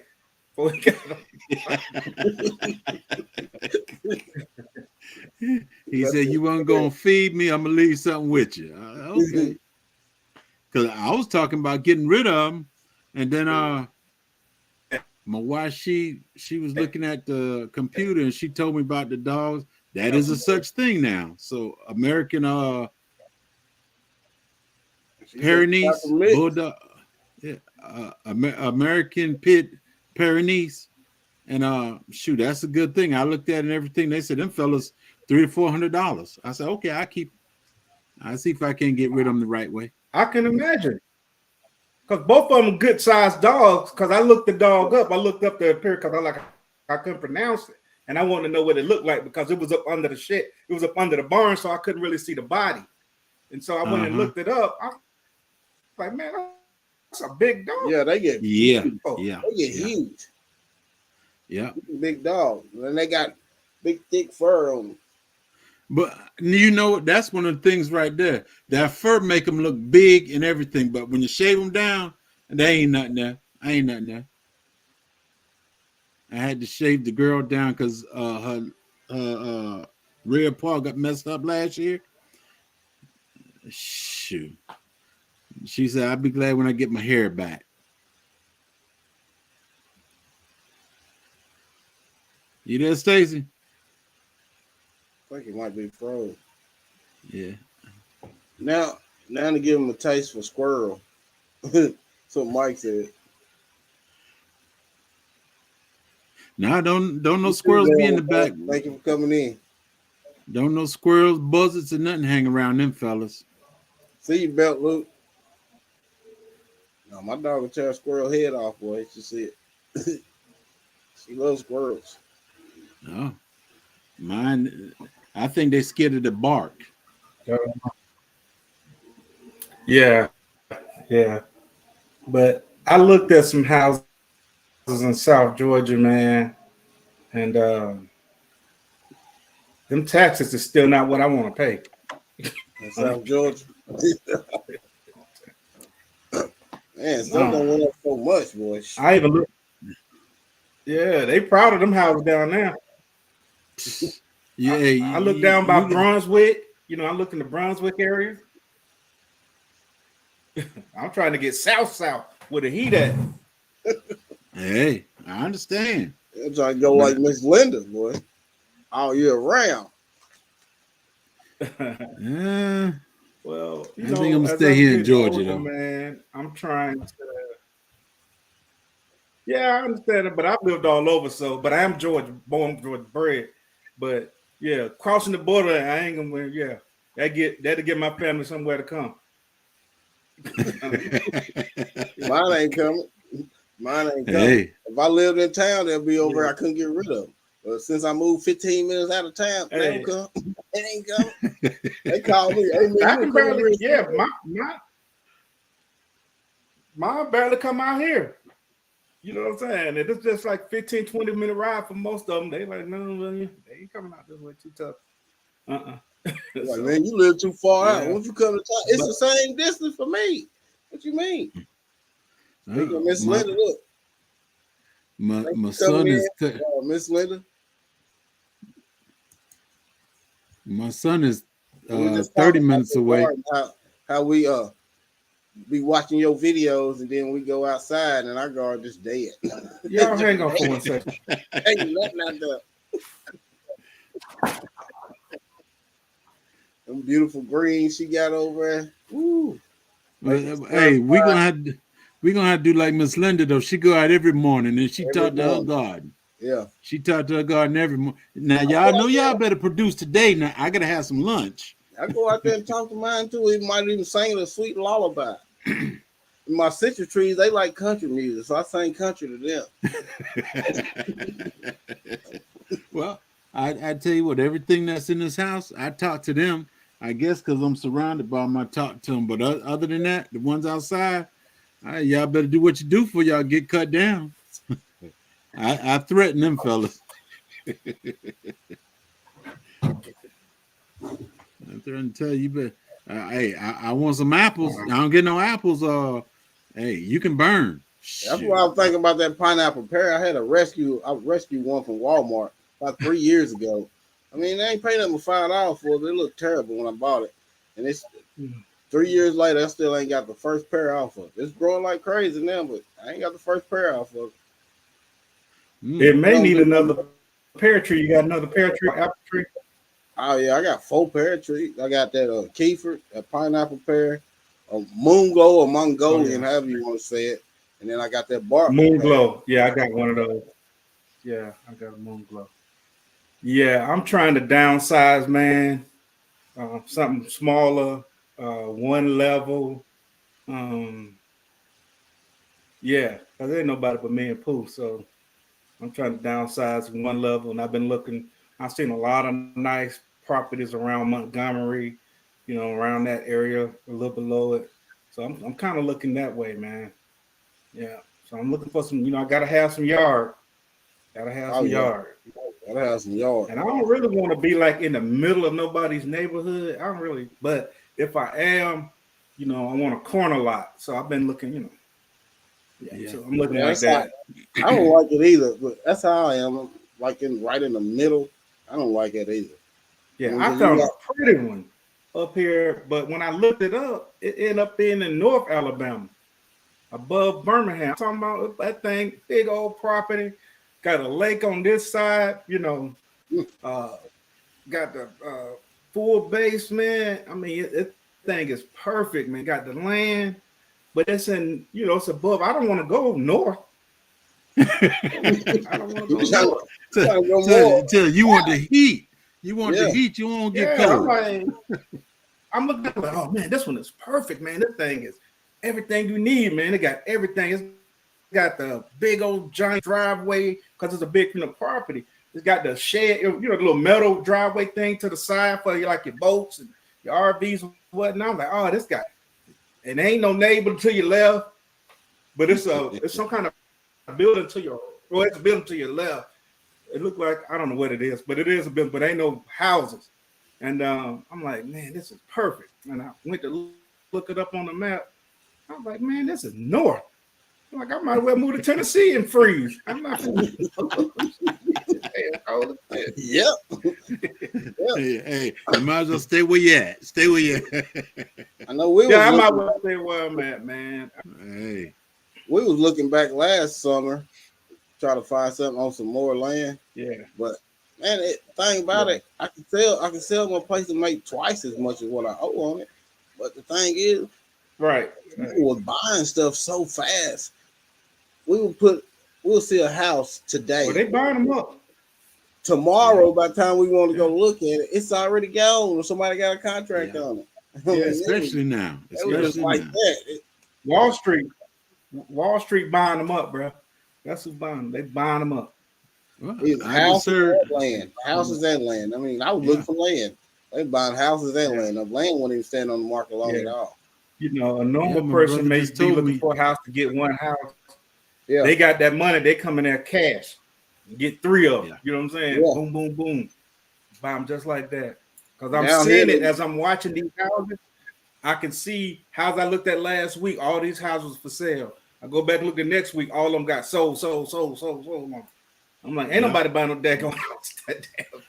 Down here, they don't start buying like a 10-acre lot, putting like 40 houses on them. Charging like $1,500 a month.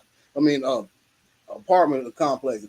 They'll buy 10 acres and put 40, 50 apartment complexes on it and charging $1,500 a month for a 1 and 2 bedroom house apartment.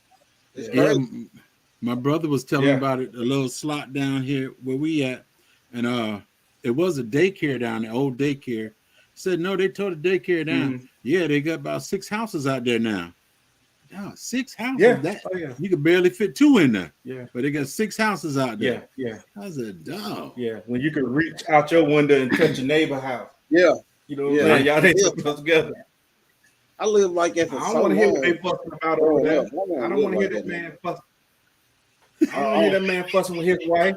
I don't want to hear him party nice either. That's it. Shoot. He over there fussing with his wife, but don't got mine crunk up. Mm-hmm. Yeah, Stacy, you should have been doing it too. You should have been. Yeah. What he talking about?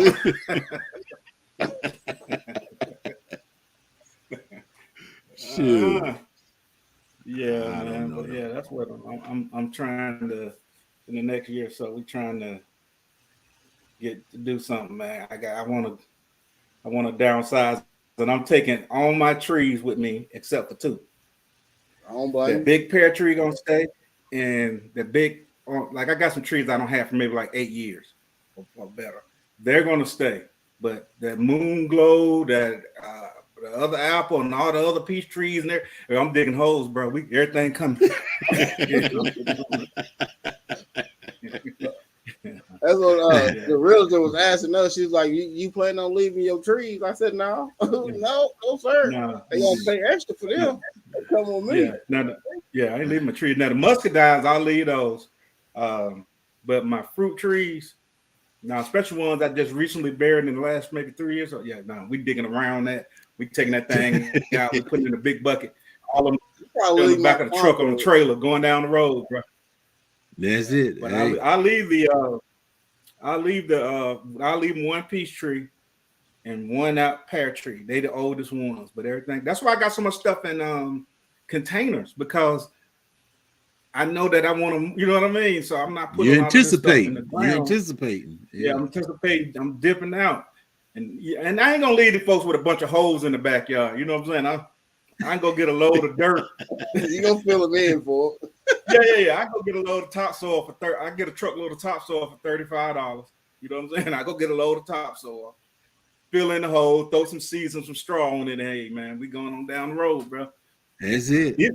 Hey, man. Me and my wife and my trees, we gone. Yeah.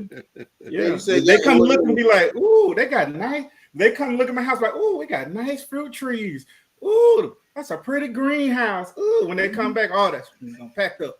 This ain't even the same house. It can't be the same house. I don't want it now. I don't want it. Ain't nothing look like it was when we came. I probably leave my Concord, but my muscadines and my Niagara grapes, I gotta take them. Yeah, and muscadines easy. You dig them up. You know what I'm saying? And get so much. You don't need the whole vine. You know what I'm saying? Just get part of that vine, and you can just reestablish them. Yeah, that's it. Yeah. I was gonna buy some. I was gonna buy some muscadines, but my neighbor took and put some out here on the fence. I said, "Ain't no need me buying none. It's right here It's right here on the fence. Ain't no need me buying none." Man, I love it when they be on them fences like that. Perfect. Man. You can pick them easy. You know what I'm saying? Yeah. When we was kids, we used to stay on them fences. Hey, Yeah. I hate seeing it though. Yeah. She got all them muscadines out there. Nobody eat it but me and the squirrels. Man, I be tearing the muscadine. I love them. Nigga said, In fact, I ordered another one last night. The price. I ordered another one last night. I ordered, shit, I don't know, about 7 or 8. Yeah, I ordered a bunch of stuff I didn't need to order, but I did get that Fuyu persimmon, Miss Linda. I got that Fuyu persimmon. I got that. That was for Blue. She got a pear tree for her. What else did I buy? I bought some blueberries. I bought. Yeah, I've seen them prices on them blueberries. Pretty cheap. I bought some more blueberries. I bought Black Mission fig, and I bought the Chicago Hardy fig. Yeah. Hey, Stacey, you see that right there? You see that right there? You see what they say? Yeah. You got me in trouble because I wrote it down. Hey, man. I emailed the lady down there. She emailed me last year because somebody told them that I had sent a lot of customers to them. So they did. They emailed me. I emailed her this morning. Like, listen, I'm sending a whole bunch more. Y'all, I should have told her y'all need to send me some. Hell, all these folks I'm sending to you. I should have told them that, but I'm, like it's whatever. Free trees or something. But the quality of the stuff is so, that I received last year was so good, and everybody else that got their orders and showed me what they got so good that I'm like, the quality is just, and the price, you can't beat it. Yeah. And the more you buy, the cheaper it's going to be on the back end, because all that stuff I bought, my shipping was $19. You know what I'm saying? But if you buy one thing, I think the shipping is still going to be the same. So the more stuff you buy, the cheaper it is because my shipping was only $19. I know I bought like 8 different things. Yeah. So. Yeah, I had this sitting on the table right here, and I think my wife came by. I heard a lot of good stuff and I think she was reading it. I never bought nothing from them, but I heard a lot of good stuff about it. I've been to Iceland. Reading it, and she started telling me about a whole bunch of stuff I got to get. Yeah, I've been to Iceland. I've been down there. It's right behind where my father-in-law is. You know what I'm saying? Like behind where he lived, I can just ride down the street and go to Iceland. So I drove down there and I bought some nice plants and trees. So that the nursery is not like what you would think. Like, how we go to a nursery and we walk all in between the trees and all. It's not like that. But they did have a bunch of stuff out front, but they got like big giant what they call them things, greenhouse type thing, like big, huge giant ones. High tunnels. High tunnels. And you go in the office if you're not getting nothing from out front. And you go in the office and then you just tell them what you want. And then they'll have somebody go back there and bring all the stuff up there to you. And everything I got was excellent, man. The muscadines, the roots on them was so crazy, man. Like everything I got from Iceland was on point. Everything. And then everything I got from Bottoms was on point because they're not too far from each other. They're really not that far from each other. Iceland is in Concord, Georgia. And the way I look at it, if I was to drive down there, it'd cost me about $20 or more to drive down there to Concord and order it and to bring it back. So it's cheaper for me to pay them $19 to ship it to the house. Yeah. Hey. Yeah. You talking about Bobby Wilson's nursery? No, I'm talking about Bottoms Nursery. Bottoms Nursery. Bottoms. Yeah. Off of 75. They a little past Warner Robbins. Yeah. It's close to Broke. Broke lived down there somewhere, so he could drive down there to him and get his stuff right over the counter and not have to worry about shipping. It's closer to him.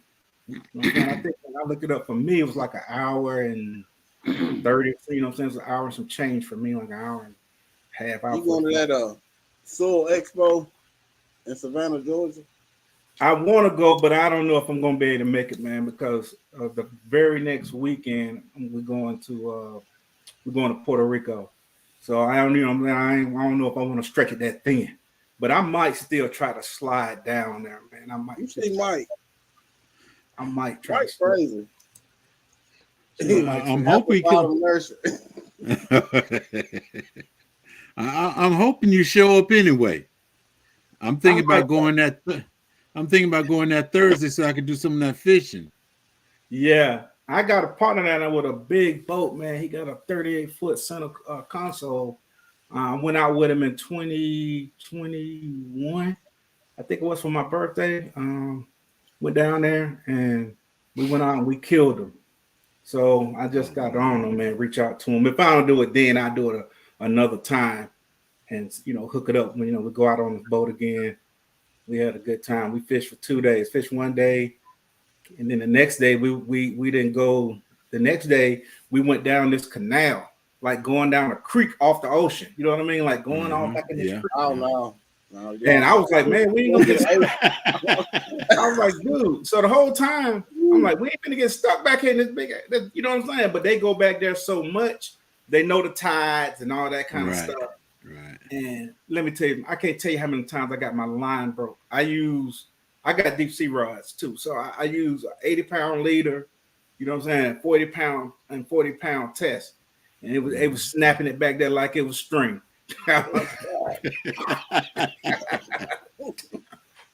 But we got some big fish out there. We got some monsters out there, but they were snapping my line. He's like, yeah, Stacey, man, you need to come down there and get that braided, man. You need to get some of that braided. I was like, that Mona Phil got that stretch in them. Be like, these some big fish back up in there. You wouldn't think they was back in there like that. Snap my line like nobody been. Yeah, hey, I like that spotted line. I like that. Yeah, I like it. Yeah. I stay on the bank. I ain't getting out there. Oh, really? Oh, man. No, I can't drink that much water. I can't swim. Oh, either. man. So, Put your life jacket on. No. And especially where we went going back up in the creeks, we didn't even go on the way out. You know what I'm saying? You close to land. If anything, you can just jump off the boat because we pushing branches up. That's that type of deal going back in there with that big old boat.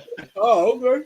Yeah, so you could jump off there, you'd be on land. You know what I'm saying? So muddy land, but you be on land, huh? yeah, you'd be on land because some of it was just sandy, but I was surprised that we went back in there. I'm like, man, these dudes taking me to a creek. We back here off the ocean. That water go back in there, them big fish get in there, and they knew where they were, man. They knew where they were. She want to know if it's a limit on the fish where y'all at. There's no limit on the fish here. It's a limit on the fish by species. It's a limit on the fish by species. Like you said, you don't get caught. That's all I can say. That's why I say yes and no. Yeah, no, we don't have a limit. It's a limit on fishing license. You catch as many you want. Yeah, it's a limit here. You can only catch so many crappie. But if you go into the ocean, it's definitely limits on that. You know what I'm saying? Yeah. It's definitely limits on that. And when I used to fish out of Savannah, I did more fishing out of Destin, Panama City, Pensacola, and then I used to go out of Charleston too. And I did, and you got to know the laws in each state. You better know the laws in each state because they were different. A long time ago, you could keep 4 red snapper. You could keep 4 reds, but now, then in Georgia at that time, you can only keep 2. And I forgot what it was in South Carolina, but now in Florida, you can only keep 2 snappers. They don't got limits on. Everything. It's so jacked up. I don't even hardly go there that much no more because they just don't messed it up so bad, man. Sunday, backyard farm. Thank you for coming in, Micro. Thank you for coming in. Hey. Yeah, unbiased. Yeah, I don't get out there in that ocean either. No. I went fishing. Talking on Fort Stewart. They're talking about fishing. Oh, some good fishing on Fort Stewart. It was probably about. I was probably about 20, 23, 24 years old. It was me, my cousin, and my ex-stepdad. We used to all go fishing together a lot. Yeah. Well, we just left one spot and come up right down the road from where I live at now. And I set up down here and start fishing. Game warden come. Well, I've been telling them all week long, like we went fishing 2 or 3 times a day. Most time we went to creeks and stuff. Yeah. I was telling them, I was like, man, we gotta have some fishing license, man. Yeah. No, cuz we ain't gotta have no fishing license. You don't know what you're talking about. We ain't gotta have no fishing license fishing worms. I said, all right. So we get out here, we don't put the fish we caught at the other place back in the river to keep them fresh. Yeah. Threw our poles in, went there 5 minutes. Here come the game warden. Yeah. He's like, y'all come on. He's like, let me see y'all fishing license. Yeah. We got worms. You still gotta have a fishing license. I was on You got Fort Stewart. $150 ticket. Yeah, $150. I was on Fort Stewart fishing, and I had my cooler had a false bottom. Oh, I saw somebody with this, so I said, I'm gonna get this. Man, I lifted up and everything. I was throwing them in. Then I think I had like 6 fish on top. yeah. And game warden come up, and he said, let me see what you got in there. Yeah. I opened it up, let him see. He see a little bit of fish. He took and he lifted up. Look, he said, I said, that's 2 bags of ice up in there. You could see. But I said, it's 2 bags of ice up in there. He said, all right, I'm gonna let you have that one. But he kept looking at my cooler. Yeah. I said, that's the time to get up out of here. Yeah, it's time to go. They creep up on you so slick, man. I've been fishing, and the next thing you know, they own you. Yeah. That's it. It's like we didn't even see where he come from. We didn't know where he came from. I didn't know we turned around, he was there. I was like, they were there.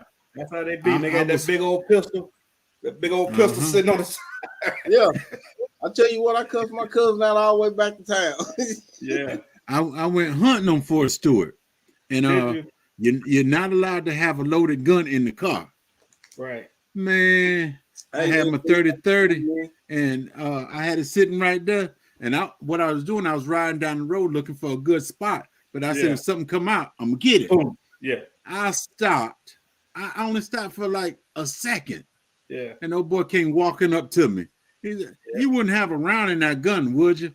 I said, no. He said, go and hit the handle. I said, ain't nothing in there. He said, hit the handle. I hit the handle, round popped up, hit the windshield, fall down. He could have taken my guns and everything. He said, no, just take the $75 ticket. Wow. Said, all right. Yeah, it's really strict on. But it used to be some good fishing down there at Fort Stewart. When I was in the military down there, I'm talking about we tam up down there. Sunday Backyard. What's up, Michael Farmer? Sunday Backyard Farmer was just asking me about some good places to fish. I used to know some places, man, but some of it, it's so jacked up now. I haven't been to those places in so long. I just basically go up to Hartwell. I got some friends up there. I just basically go up there and stuff like that, man. I used to fish around here, and it used to be some good fishing, but they don't build subdivisions around a bunch of this water. And it's weird. Tiny Twist says she used to go fishing a lot with her grandparents. We used to do a lot of. They used to make us do a lot of fishing, cane pole fishing, when they won't have the fish fry around all of us up and take us to the creek. And like, here y'all go, catch a fish. We out there all day catching fish. We had fun. We had big old fish fries and all type of crap. I My like wife that kind of stuff about fishing. I took her fishing to this one spot, and I said, all right. I said, I know what I'm gonna do. I got 2 containers of worms, and I left her and my son in this one spot, because every time I be fishing, I be on it. And she said, I got one. Come get it. I said, oh, I took it. I left her, my son right here in this one little spot, and I went about a quarter mile down the road, and I started fishing. Boy, she said, I got. I said, y'all better get it off. You can't tell her nothing now. She'll take the fish off in a heartbeat. Yeah, mine had never been fishing, and she was raised on an island. You know what I'm saying? She had never been fishing, and she had never been. I took her fishing. Oh, now, hey man, I've been even looking at my fishing rods and think I'm finna slide off. You know what I mean? And try to go somewhere. Yeah, so where you going? And we was hitting some of these pay places. Somewhere where I don't want to where she got to worry about no bushes and it's cleaned off and stuff like that. Cause me, I'm going in the bushes. My man said, do I watch CNB Sports? I watch a bunch of those sports channels. Yeah, I do. Mm-hmm. But I still ain't got my deer this year. You know what I'm saying? I was sick when the season started. I ain't got, but I'm going to get him. I got to the end of this month. And now, hey, you still got that ticket. You still got that ticket, don't you? Hey man, I'm going to get them now. So yeah, somebody finna go for a ride in the truck. My girl, she looked in the freezer. She was like, "We ain't hardly got no more of that ground deer." I'm like, "Man, gone gave away so much, and we've been tan, going through it."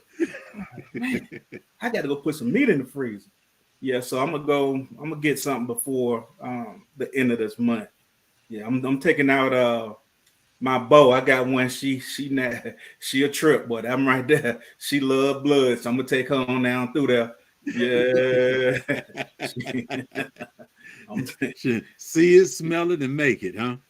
Yeah, she a bad girl, but she shoot 330 feet a second. She not my fastest. She not my fastest bow. I got one that shoot 420 or 410 or something. Yeah, I got one shoot 410, but she shoot 330. My other one shoot 370. She shoot 370 feet a second. But I like her. She compact, small, easy to carry. Probably weigh about 6.5 pounds, something like that. Yeah. But she like to bring home the bacon, so I'm taking her out. Yeah. Hey. Yeah, it's Hands in the Dirt. That's a channel on YouTube. A brother in Texas that I'll be watching a bunch of them YouTube channels. In fact, it's a guy, this hat right here. This came from a YouTube guy. Creek Rise Outdoors. Keith. Yeah. Yeah, he down here in Georgia. Me and him supposed to put something together. He hunt. My brother-in-law is in a hunting club going towards Augusta. And he was trying to get me in the hunting club. And I told him I wasn't that kind of hunter. You know what I'm saying? I'm not a drive 3-4 hours, get in a tree kind of hunter. I'm like, my hunting spots are fairly close to me. I ain't gonna be driving all across. You know what I'm saying? The furthest I have to drive is the ones I got in Athens and Madison. I got some hunting spots. I got some ladder stands on. I know I'm gonna get me a deer, but I'm not gonna join no hunting club and I got to get up and ride all the way past Augusta. The Trutland something I can't pronounce, start with a T, something county. And that's what Keith is. And I told him I wanted to do some hog hunting. And he just told me to give him a call. I got his numbers to give him a call. And my brother-in-law, like I said, they got hogs down there where he hunted at too. So I want to go down there and knock me down one or two. Yeah, take that old 30-6 out. Take that old 30-6 out. Yeah. We don't have nobody. We got government land around here that you can hunt on, but man, there'd be so many people in them. I ain't fooling around with that. Yeah.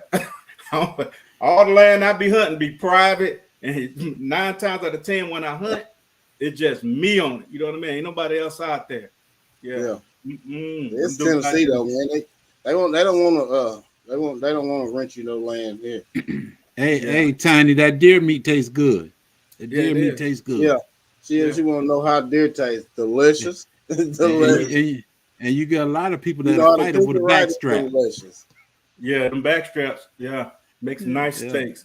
My girl, she wasn't raised on that kind of stuff. She had never eaten on that stuff before in her life. And I put some of them deer steaks on the grill, but they tore them steaks up. So now I can't get nobody. That's why it's all going away. Once they taste it, it was over with. Yeah, I tell people I have never tasted any. People always talking about gamey this and I have never had that issue. I've never tasted gamey. I've never tasted that gamey, but the people that do, it's all in how you process that deer. When you first take that deer down, you get that, you go ahead and field dress it. You know what I mean? Get the gut, go ahead and field dress it. And a lot of times I stop and it depends if it's cold, I don't worry about it. But if still, I stop and get me a couple bags of ice and put it up in that cavity till I get to the processor. And it's all in, once I get there, they hang the deer drink, it's the blood that tastes that they're talking about. So, your cousin just shot a deer, he cut the leg off and gave it to you. Ain't no telling what it's going to taste like. Right. But when I process the deer myself, like I have caped them out and processed and quartered them and stuff myself. And when I did it, some old men told me how to, 2 black men, they old guys, but they, these some wealthy black dudes. Oh, they hunt all over. They go to Alaska to hunt. They got a whole bunch of property, all this stuff right here. So I was talking to them, and they was like, they was telling me how to prepare the meat if I'm going to do it myself. So I did exactly what they said. It was like, get your cooler, fill it with ice. And then he was like, get you some salt, put a whole bunch of salt in the water. And he was like, as you cutting your meat off, put it down in the water. And so that's what I did.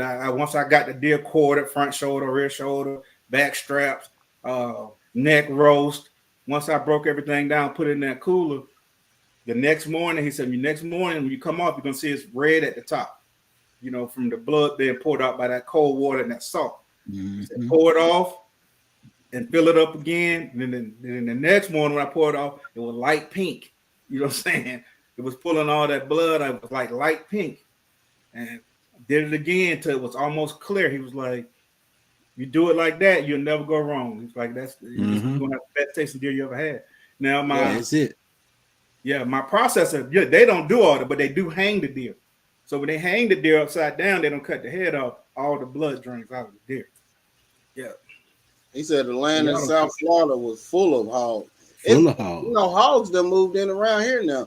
We got them out here. We got them out here. Not too far from here. Yeah, that like you said, they buying up all the land and putting everything where the animals be. And they considered a nuisance around here. You can kill as many as you want. Here too. Ain't no limit on them. Ain't no season on them.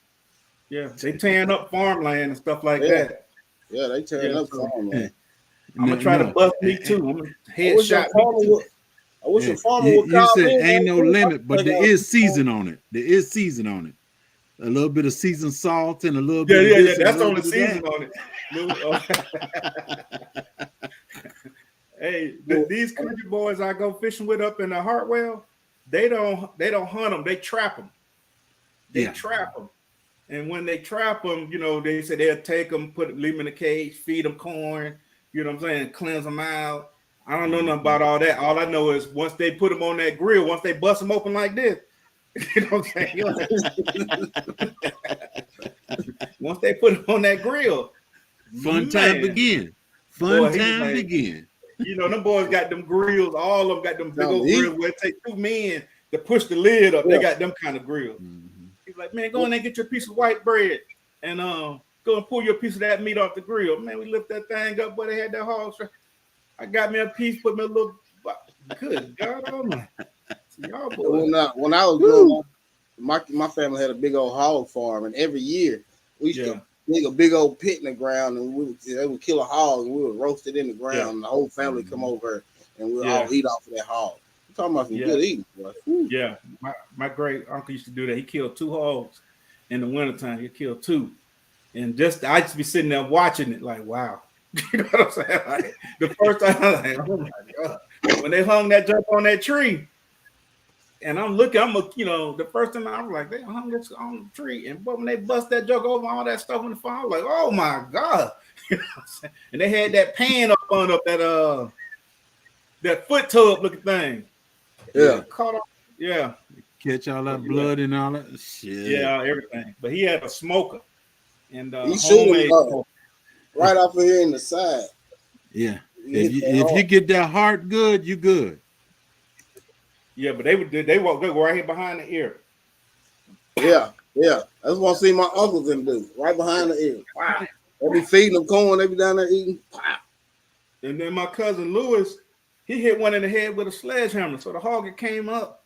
He was eating they put the food in it to make him come. Yeah. He had that sledgehammer behind his leg like this. And I'm looking at this food, but he's way older than me. He's like, Mom, probably a little younger than my mother at this time. And he picked that hammer up, man. That's how he went. Wow! Hit that hog in the head. And the hog went back and, it kind of stumbled back and it was, getting woozy like that. And he jumped in there with that knife. Went up in there. Over with. I was like, man, that thing is brutal. I watched my uncle. Let's hang it. They would shoot it right in the back of the head and they would hoist it up in the tree. Yeah. Split his throat and let it drain out. Then let it drain. Yeah. But I got some of the best daggone skins now. When they make them skins, once they scraped all the hair and all that stuff off of it. Oh man. Well, yeah. That Mike said best crackle. Yeah, we had some good crackle. Oh yeah. Yeah. I make crackling, lards, and everything out of that hog. Out of it, yeah. Back down memory lane. Yeah, memory lane, because them people in my family, they long gone now. Don't nobody do it no more. You know what I'm saying? Like, with the nah. Hey, but that's when the families was more closer back in them days. Yeah. Everybody stayed next door to each other. You know what I'm saying? That's how it was when I was growing. Like, our house was here. My great uncle Leo, who was a preacher, he was here. Dewey was here, which was Uncle Cliff's son. Uncle Cliff was behind Dewey. Uncle Leo was 2 houses over. Not Uncle Leo. Uncle Tom was 2 houses over. Uncle Bubba D was down the hill. My great grandmother was at the top of the hill, and just family members all the way down like that. So yeah, that's how it was. Just a bunch of us. Made the whole community. Made the whole community much, right yeah. now. Yeah, pretty much, yeah. And then we had the Wares next door and their family next door. We got Wares down here. The Wares, you know, we all been so tight for so long. We family. You know what I'm saying? Everything we do, they do, we do. And so they're just like family. Yeah. So that's how it was back then. But now, you know, I missed them days, bro. I missed them days. Man. Yeah. Now them boys up in Hartwell that I go fishing with up there, they still like that. Now they do have people spread out, but like where they live, that street that they live on is named after their family. Like one of the streets in Athens is named after my family. And there's the same way. They got the family all around them like that, but they do have a bunch of them that live in Atlanta and all around. But the week of Good Friday, that week, everybody comes home. Everybody comes home the week of Good Friday. And we start fishing that whole week. And then on Good Friday, we go out and fish and all that. And then they have a big fish fry. You know, we do tournaments and all that. I'm talking about crappie, just more than you, man, all kind of food out there. Anything country, you know what I'm saying? They country, like coon, rabbit, all kinds. They cooking all that stuff, man. But that is a fun time. I love going up there with them. I've been going up there. I didn't go these past couple years because, you know, the little what we got going on. I haven't been up there, but before then, I had been going up there since 2006. You know what I'm saying? So I'm going up there. They like family, man. In fact, one of my boats is up there. Yeah, I got a boat up there. Yeah. So they used to raise a lot of hogs. Dork hogs. Bacon, the sausage, and the smokehouse. I remember them days. It was nothing like walking by that smokehouse, boy. Yeah. Yeah, it said sausage, but hang I'm trying to, like that bacon my grandmama used to have. My great grandmama, man, I don't know where she got that bacon from, but I told Chef, I said the whole house you can smell it. You know what I'm saying? The whole house be stinking, smelling like that. Baby smelling so good, thick. It's good, really David. Props. Yeah. Thanks for coming in. David. Boy, I seen you was on Broke. I was on Broke's live, and David put up there TCU. Bro said, I'm about to block it. I'm gonna show y'all why I'm about to block him right here. Because he put this up there. He said, we tell nothing but the truth in here. And boy, TCU got the dog mess with that. He put it up in my live too. He was putting it up there, Go Frogs and this and that. Dave was putting all that Texas this and that. I said, okay. But hey man, listen, man. Boy, they beat him like red and step down. He just didn't know nothing. He don't know nothing about no junkyard dog, backyard dog. You know what I'm saying? Big old dog been tied to the tree back there all his life. He don't know nothing about the dog, period. He don't know nothing about the dog. You know what I'm saying? He don't even sleep. It was he don't sleep in the dog house. He sleep on top of the dog house. That's what we got down here, boy. These boys serious, man. And they didn't realize how strong them Georgia boys is. He said, I don't know why you keep bringing up old news. Oh Lord! Hey, just to make you mad, Corey. Just to make you mad.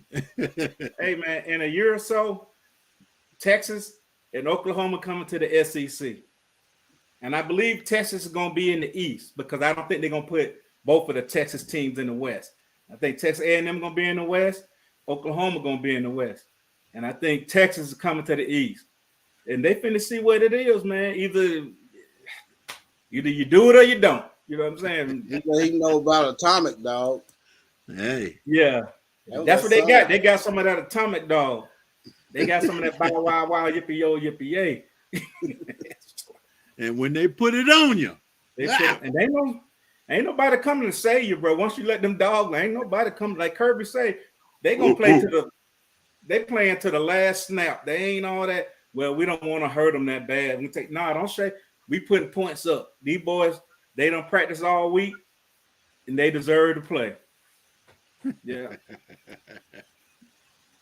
But we're gonna see what happens next year, man. I always look at it as it's an even, it's even till for everybody. Any team can win. Alabama could be in it next year. Ohio State could be. You never know, because these are college kids, man. Yeah. They have crazy games, you know what I'm saying? Where they just don't even play well, so you just never know. That's why I never brag about if I'm gonna beat like Georgia when we play teams. I'd be nervous all the way to the whistle blow. I don't care if we lead it. We could be up by 30 points. I still be nervous until the whistle blow. I'm that kind of fan.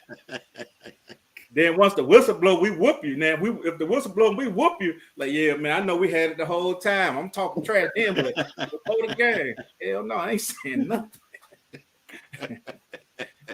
I ain't like them Falcon fans, them Atlanta Falcon fans. Oh my God, but they are terrible.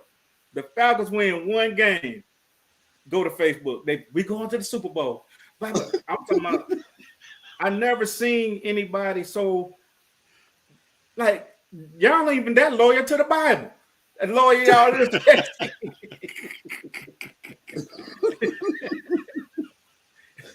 every love them Falcons, boy. But they love them, bro. And I shouldn't be like this, but I be hoping they lose every game. All my friends know. When I come around, they already know. I hope they lose every game. I don't like them. I hope they lose every game because I don't like how they turned on Mike Vick when Mike got in his little trouble and the fans turned their back on him and they start talking about man, he did so much for the Falcons too, boy. That's it. He put the Falcons on the map, man. Man, he did so much for the city. And then when they got Matty Ice, all of them running around here, Matty Ice. I said, okay, y'all like that. Then they start down him, and Vic wasn't even. I said, okay. I said, I hope y'all lose every game. Like when they went to the Super Bowl, I told my bad. I said, listen, I know they was up at the half. I went to sleep on the second half. I said, they're gonna lose this game. She's like, no, they up. I said, this is the Falcons. How's it going, folks? Believe me. Hey. They gonna lose this game. Man, I went to sleep and woke up. I seen the score. I was like, yes. You understand when them dogs get mad, they turn into Mad Dog 2020. Oh yeah, Thunderbird. Hey folks, hey, I wanted to jump in for a second, man, about the hog thing. I got a quick story I just wanted to share. I can't be on here long because I got stuff to do, but you might. Okay. Oh, I'm not in there yet. Yeah, you in here. You in. Yeah, we see you. Oh, I am? Okay. Yeah. All right. I'm a veteran also. I was in the Army. I got a quick story. Yeah. I was in the 25th ID in Hawaii. I was stationed in Hawaii, and we were doing a ruck march. And and believe it or not, I was a musician in the Army band. Okay. I was a band guy. I was in the 25th Infantry Division band. Okay. Long story short, we're on a ruck march one day, and there was this guy named, he was an older dude. His name was Randy Tafua. And he was a native Hawaiian guy. He was in the band with us. He was about to retire and whatnot. We go on this ruck march up Kolikoli Pass. It's up in this windy hill. Anyway, mountain. And we're doing this ruck march. We have all of our gear on, ruck, strapped up, weapon. And a hog out of nowhere, this hog crosses right in front of us. And this guy, with full gear and everything, it's like the cartoons. Like he just ran into the woods and chased this hog down and killed it with a knife, man. Yeah. Yes, he come out. He came back out to the road with it, dragging it. And when we were on our way back, we seen him, and he's got this hog. He's covered in blood. He killed this hog with a knife. But it was just, but he took it home and ate it. Then went and he got his truck and he came back and got it. Hey man, the boys they didn't do that when I was at Fort Stewart. They made the maintenance guys, they made a pit, like a drop pit, because there's a lot of hogs on Fort Stewart. So they made a drop pit, baited it the whole nine, and the hogs went on top of it, fell down in the hole. They went and killed the hog, and they had it for Christmas. Yeah, Oh, wow. So I'm not surprised by nothing in the military. Thank you, Home February. You have a good night. All right, Yeah, well, I'm out, folks. Thanks. I just wanted to tell a quick story. All right, Randy. All right, Randall. Yeah. Have a good one, bro. I can't hear anything. Yeah, I ain't either. surprised by nothing in the military, man. That's some. Then them Samoans, I ain't never know a small one. The ones I was stationed with, I ain't never seen a little one. Yeah. Now, Have a blessed when I night. was in Germany, You too, I bro. was in Germany, and the lieutenant I had, Yeah, no, he's a captain then. yeah, He said, get that pig right there, get that pig. yeah. I'm looking, I said, all my gear in the back, and you want me to set that that pig back there. Yeah. We caught the pig, threw him up in there. This was a little fella. A little small one. Yeah. We had 2 tires in the back. Yeah. Everything back there, he tore it up. Yeah. He yeah. tore it up. Bull hog. I Yeah, said, bull hog. I ain't messing with these pigs around here no more. No, Shoot. bro. I didn't. No, Too long, I didn't fool with them. They got some big ones in Germany, bro. They Yes, got some Lord. big ones in And they Germany. ain't scared of you. Nothing. Yeah. I had guard duty, man, and I was down on the what they call the Como compound. It was back away from everything in the woods. You know what I mean? This compound. And you didn't patrol on the inside. It was small. You patrolled on the outside. And then you had the little guard shack. And first of all, I'm like, I'm not patrolling. I'm sitting in the guard shack the whole time. I'm not going out there. And then finally, you start getting like, I wonder if somebody watching me, because I did not go. You know what I mean? Like somebody might be watching me. So I'm thinking, you know what I'm saying? Like the CQ or the sergeant of the guard might be watching me. So I get out and I go around. And when you go around, you in the woods now, you know what I'm saying? As I go around, I look, coming up the hill was a bunch of red eyes. All I seen was a bunch of red eyes. Man, I bit that corner, man. I took off running. Yeah, I didn't know what the hell it was. I had never seen no wild pigs in the, you know what I'm saying, at night like that. I get into the guard shack, man. I get on that 312. I'm cranking that 312. So, hey, son, it's something with some red eyes, you know what I'm saying? Because I didn't know what it was. Hogs came around that, man. They was walking all around that guard shack. And I'm sitting there looking, oh, man, some of the biggest pigs I've seen, bro. And, them bull hogs, they ain't like no domestic pig. They'll hurt you. Yeah, They I'm will telling hurt you. And I was like, I told y'all got to come get me. I ain't walking out. Y'all got to come get me, man. I ain't walking out there, but that was fun. Yeah. I done seen Yes, a sir. few of them hogs run into the Jeep, and they been the Jeep Yeah. up. Good God. Yeah, they man. big, man. Yeah. Big hogs, small deer. Like they deer, I don't know what type they are, but I've never seen like a big giant one like we have. But everybody that hit one with their car, tore their cars up. Everyone, Sergeant Lundy, all them tore all their cars up, hitting the deer. That's solid. Tearing them up. Hey, Yeah. Yeah. Tearing them up. them fellas made of steel. But them hogs had me though, bro. I like, I don't know. I start paying. I was paying people to pull my guard duty when I seen my name on the roster for the week. Hey, bro, I pay you. And then once I learned, I ain't doing that. And then once I learned how to be what they call the 10th man, or they call it something supernumerary. Like they'll have 9 guys on guard duty, but they'll have 10 guys come. And then they'll look at everybody, they'll have y'all lined up.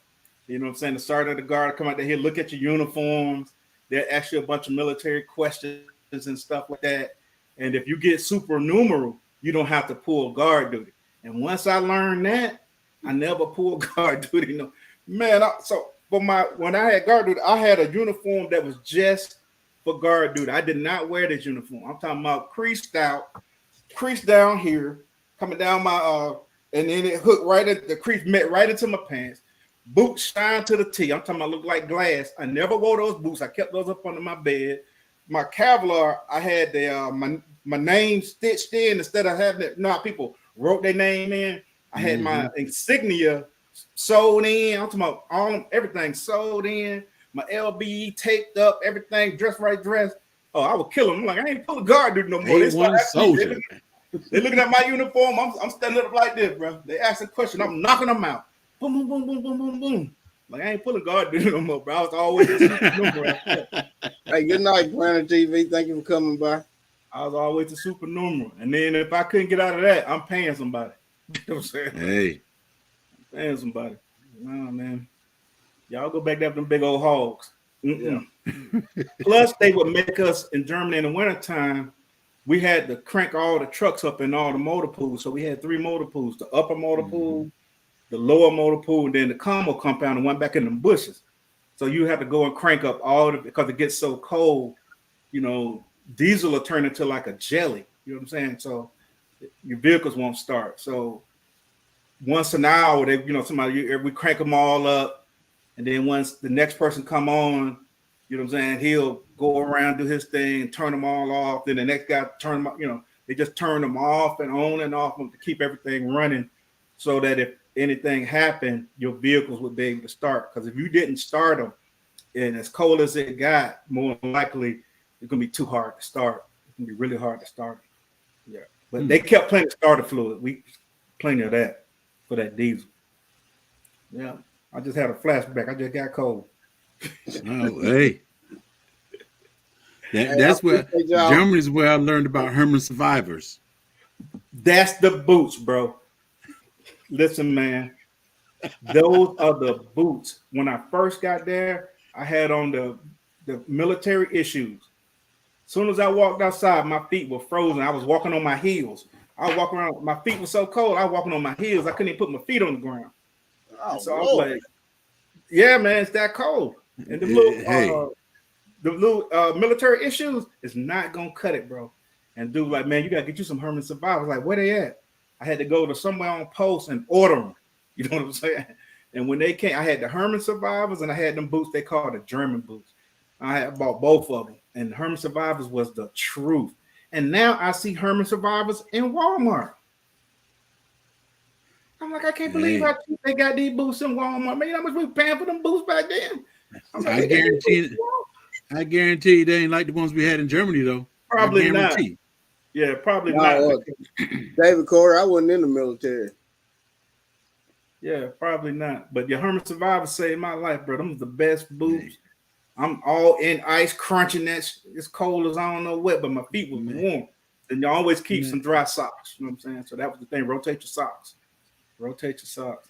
So it's funny, man. When I see people, I see a lot of these prepper guys. I'll be sitting there listening to some of these prepper guys. I'm looking like, man, if you don't get your I just I just keep my mouth closed, bro. Yeah, you take this and blah blah blah. Like, man, you finna get somebody killed. A lot of it, bro. Educated national. 5 years in Germany. Yes. Brandon Zaysay, 21 years retired, 82nd Airborne. That's right at that Fort Bragg.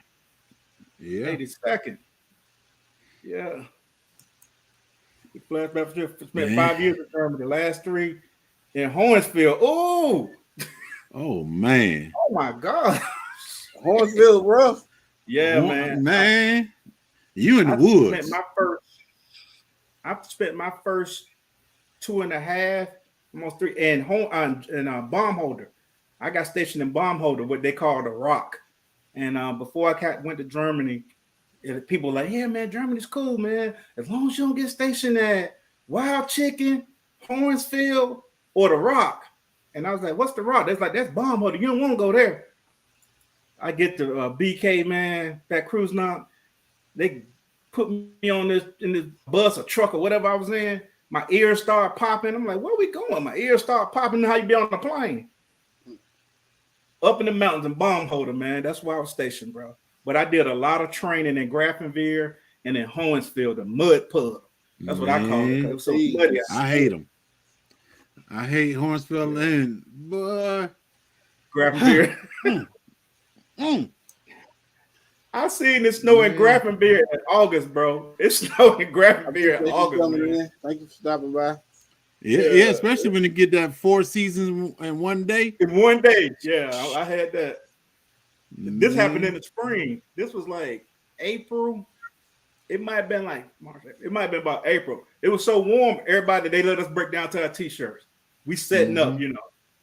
So everything that night, went to sleep, got him. I think we had GP Small, got him tent, went to sleep, woke up the next morning, went outside, covered in snow. Like, what is it? That's it. T-shirt that day before hot, covered in snow the next morning, bro. Yeah, that was crazy, bro. Yeah, I got my licks. I learned a lot, man, living in them woods for 2 or 3 weeks at a time. Hey, and grappling, yeah. Thank you for teaching, Gorilla. Thank you for coming in. I was the infantry over there. That's all I got to say right there. You was infantry. I was infantry. I was artillery. And I was infantry, and we stayed in the field. Yeah, y'all lived in the field. Our commander, our division commander, not my battalion commander, volunteered us for a lot of stuff. So we spent a whole lot more time in the woods because he was bucking for 2-star. You see what I'm saying? He was bucking for another star, General Whitten. And when he left, we got General Powell, General Colin Powell. So when General Powell was the first black general I had ever seen, you know what I mean? And when he came and he spoke to everybody, and he was telling us that we weren't going to be going out and training just to be out in there, like we're not going to be doing all this silly stuff. When he said that, I was so happy. I was like, I love this man. He was like, we're going to train. He was like, we're going to train. But he was like, I'm not going to be putting soldiers in harm's way just to be. I was so happy to hear that, man. Because General Whitten did not care, bro. He was safe. He was safe. Yeah, he didn't have to just worry won his about next star. Shoot. Yeah, he didn't have to worry about it. I remember when I met General Whitten, he came in a talk. He about 6'6", man, this dude was. And them generals wear that belt with that buckle, that buckle on around. And I'm at the system, I'm doing something, and everybody's like, everybody jumped up. When I look up, man, this dude can barely stand up, and then he was so tall, like 6'6", had his hands on his hip, like he's Superman. Looked over at my the top commander, which was a major, and said, "How you doing there, boy?" He called him a boy. Oh my God. I was like, oh, they get crazy. They get crazy, man. Yeah, he called. I was like, man, what in the hell? Yeah, man. But yeah, he was like one of them. He reminded me of what's the guy that when we went to Iraq? What was the commander? Norman. What's the guy? He reminded me of Schwarzkopf. You know what I'm saying? The TV general, the shiny show general. Hold it now. I gotta stand up for Schwarzkopf now. I gotta stand up for him. He came to Fort Stewart, and he was the commander. We stayed in the field. Right. It was a group of women went up there to they had them big white houses back there. Yeah. Where the general stayed and all that. Yeah. It was a group of women went up there, and they said, our husband better be home. Holidays, we be in the field. Yeah. Our husband would be home. I was a single soldier and everything. I kiss every one of them women. They went up there and said, from now on, no more. If you ain't on a major mission, major. If you got a 3-day weekend, it's automatically a 4-day weekend. Yeah. Man. So that's your thing with General. I'm gonna tell you what he did when we was in Iraq. So General Powell had the. I'm trying to think of the guy that was over 7th Corps. Tommy Matt. Can't remember our commander name. He was a general too. He was the one. General Schwarzkopf wanted us to move at night. He called for a night movement of soldiers lined up 100 miles long. We in North Iraq. We don't even know what, you know what I'm saying? He wanted us to move at night. And so they was fighting General Franks. And General Franks was like, nah, that's a bad idea. Y'all shouldn't be moving that many troops at night. Because we got to drive in Blackout Drive. And Blackout Drive is no lights on. You know what I'm saying?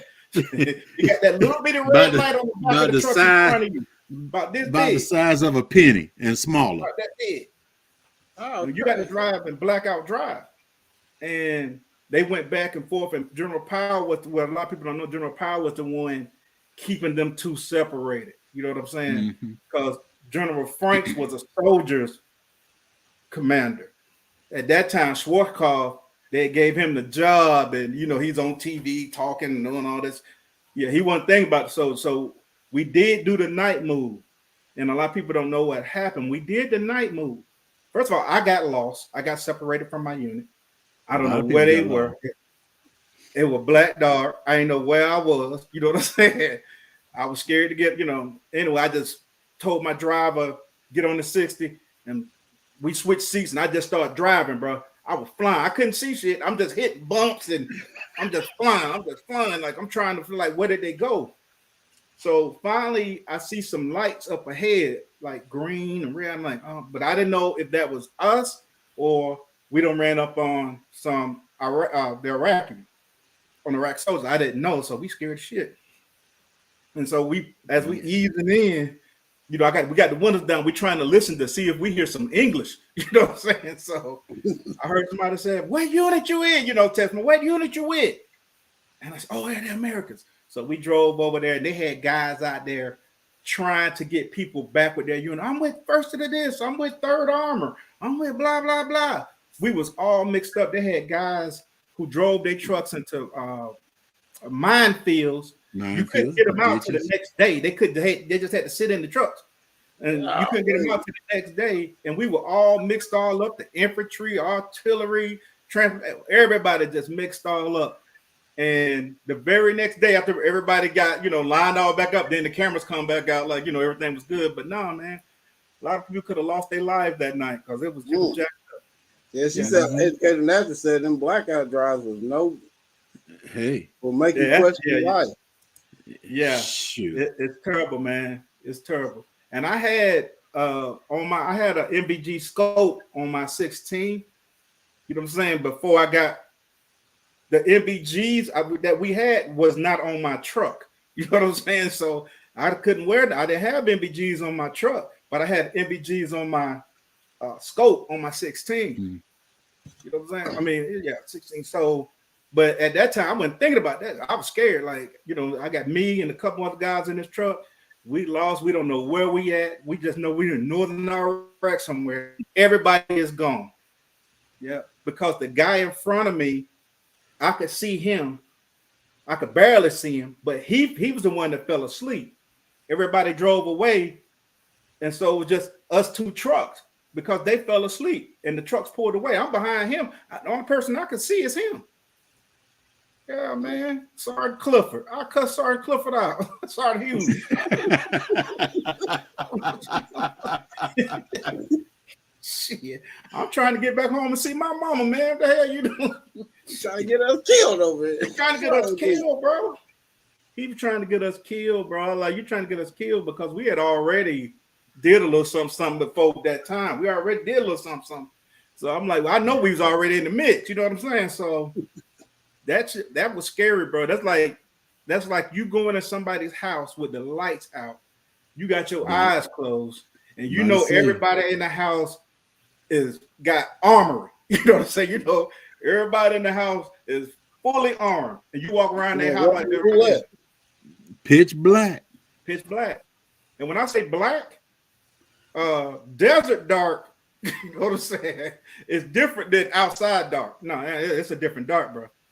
Desert dark and outside dark is not. I used to train in the desert in California, in Mojave. That's why I did my training at. So when I got there, NTC, National Training Center. NTC. You know how Fort Stewart rotate out there? I'd be out there 60 days, 30 days, come back 30 days. So that's why I had my my training as far as desert training. And when it got dark, you put your hand just like here, bro. You can barely see your own hand. It's black as hell. Ain't no street lights, ain't no the only light you're gonna get really is the moon. You better hope the moon is up. The moon ain't up. It's with. Yeah, it's black. But yeah, that's the end of my old story. I was about to say, let's get off this military stuff. Yeah, let me go out there, man. If I have to go downstairs, start taking my pills, man. Let me go. Hey, I never went to the military. I ain't got them stories. Yeah. I'm flat. hey, trust me, you don't need them, man. You don't I'm need them. flat footed, and I couldn't stand nobody hollering at me like that, bro. I can't. Oh do it. yeah. Some people can't take it, bro. Soon as you get the rank, all that kind of dies down. Yeah. I know. You know how I you got out like. of basic training. Once I got out of basic training and got to my That's it. regular unit, it's like whatever your job was, that was your job. Now you may have some dude, may get on you about something, but for the most part, most of them was cool, man. You know what I'm saying? Because they know that I didn't know nothing. They was trying to teach me, and for the most part, it was more physical and stuff that whatever they had you doing. Run up there and get this, blah blah blah, this and blah blah blah. Fill the generators up, that kind of thing. Yeah, but I didn't have to worry about it. There wasn't too many people doing too much yelling unless you really did something stupid. Yeah. So they won't like the movies make it out at all. No, now the basic training, yeah. Basic training. Now you will have a few sergeants and something like that that's still, on that BS, but I didn't have those. So, I didn't have those type of. Mine was pretty cool. You know what I'm saying? Yeah, you hit the new Plus, one, I did what I was supposed to do. That's why I'm telling my son when he wanted to go. He was like, "Dad, I really want to go. I really want to go." Man, that's up to you. You grown man now. You know what I'm saying? I can't tell you what to do. Hey, I mean, I can tell you that I really don't want you to go because you my son. I don't want to see nothing happen to you. But Right. it's up to you. I got one in the Navy right now. My Khalil, he's in the Navy. Both of my sons are in South Carolina right now. Yeah. One's in the Navy, one is a chef. Yeah. So Khalil, he went to school down. He went to college in South Carolina and then went into the Navy and ended up he's still in school down there learning this job. What's this would be his first? No, this would be his. When did Khalil go in? 2021? Yeah. So he coming up on his first year, I think. my baby boys, he's in what's that, Fort Hood right now. He came from Germany. They put him in Fort Hood. Boy, that's a big post, bro. I used to train down at Fort Hood. Whoo, that's a big post, bro. That's a big one. It's hotter than little sister down there too. It is hot.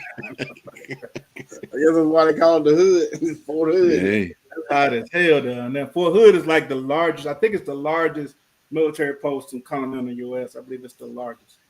I don't think they got one bigger than Fort Hood. Fort Hood is huge, man. It's a huge post. I don't think. let me stop. I've been out too long to try to say something about that. I've been Yeah, out I too think long. Fort Hood is the largest military post. It's huge, but it's Texas, man.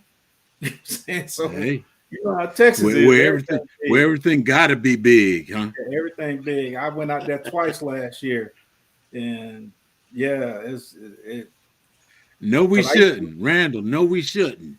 No, we I shouldn't. Wednesday. what Got is that? wind down Wednesday on Wednesday. Put that back No. up there. Let's take a see it.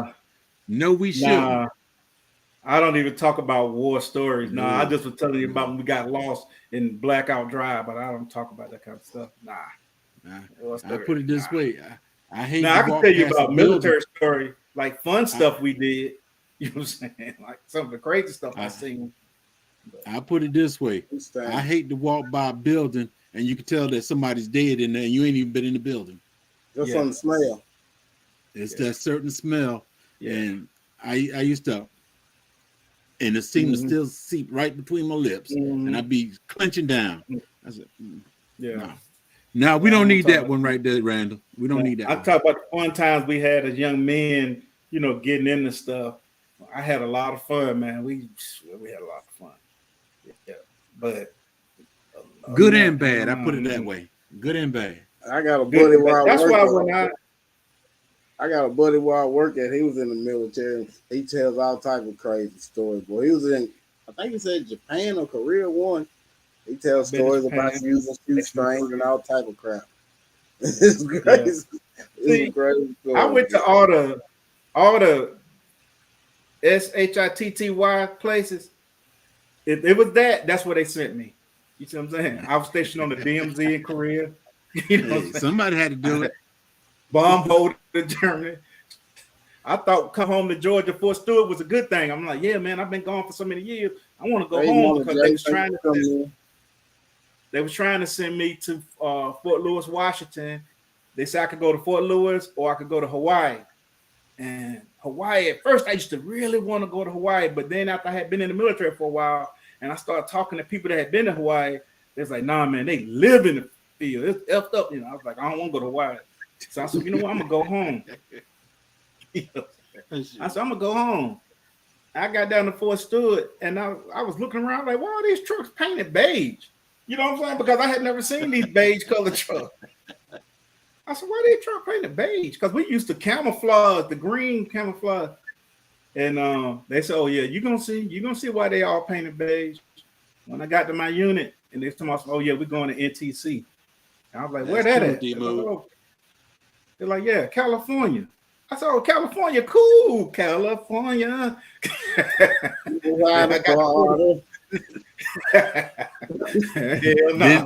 This got to him.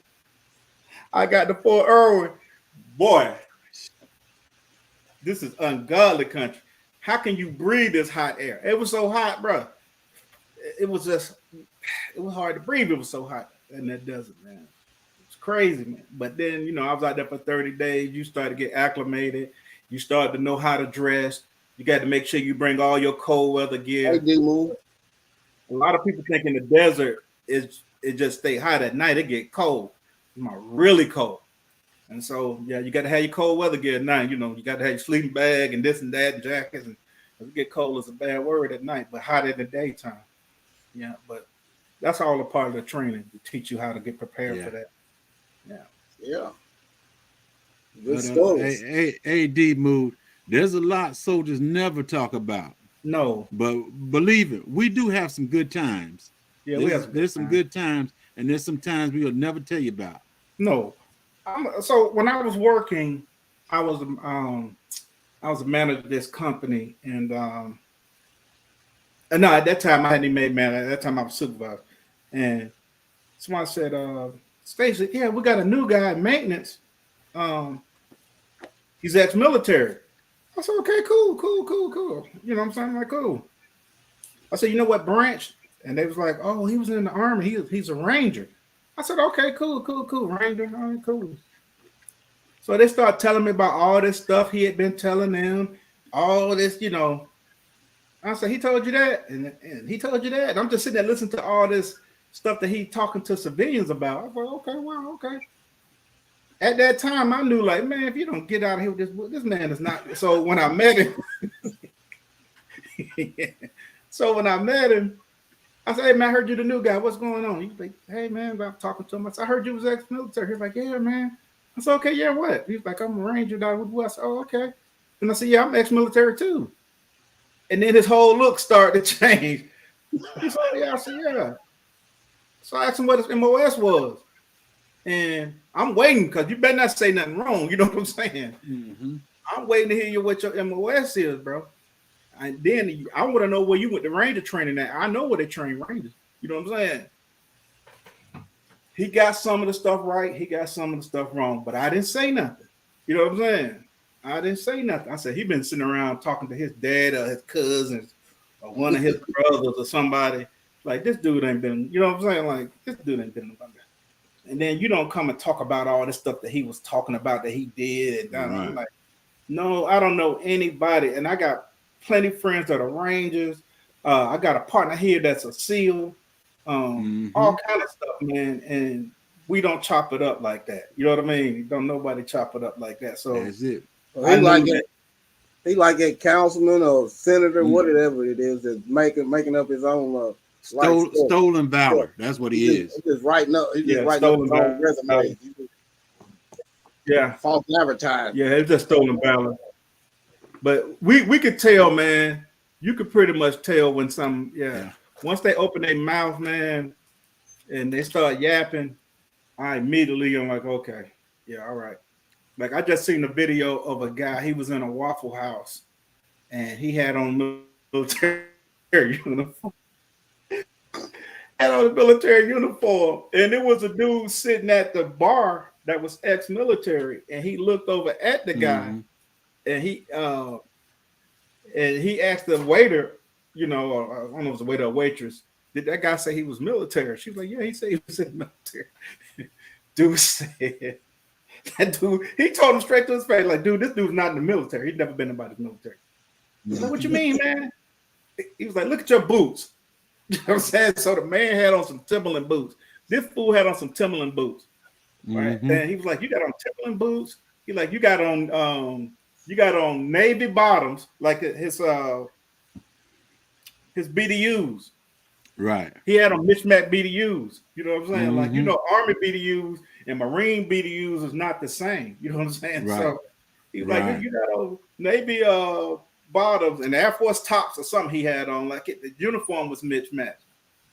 Dude had a full beard on, you know, which you can have a beard because my son has a beard in the Navy. He has a profile, not to shave. Mhm. But you know, he had an earring in. You know, I'm like, it just the clothes is all sloppy. Looking. Nah, bro, you're not gonna go around looking like that. We can see from it. They embedded in you so deeply about how your uniform's supposed to be worn. You know what I'm saying? The insignia, this, that, where it's supposed to go, and you know the measurements are precise. 1/16 of an inch. When they say 1/16 of an inch, we ain't talking about 1/8. You know what I'm saying? We talking about 1/16 of an inch. And stuff have to be centered and all this. And we look at somebody and it's not like that. I immediately know, no, you're not moving. Ain't no way. Nah, you ain't no soldier. You ain't no soldier. No, you're not a soldier, bro. I can tell you from a distance. As soon as I see you and look at that, like, nah, you better go ahead and take that off. Even these new age soldiers we got now, there's still a difference. Yeah, it's a difference in them. Somebody told me they got timeout cards now in basic training. Yeah. Somebody Timeout.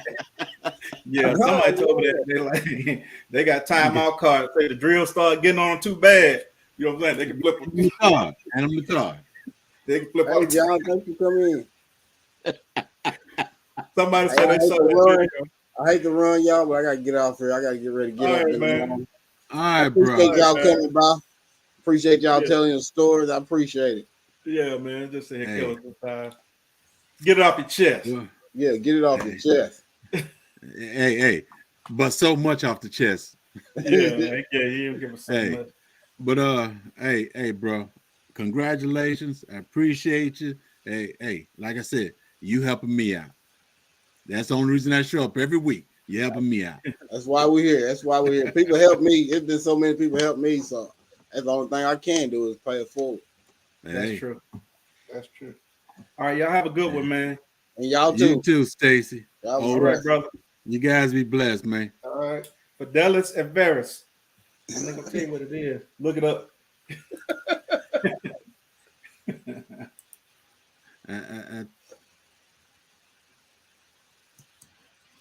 Hey, thank y'all for coming out. It's been another great show.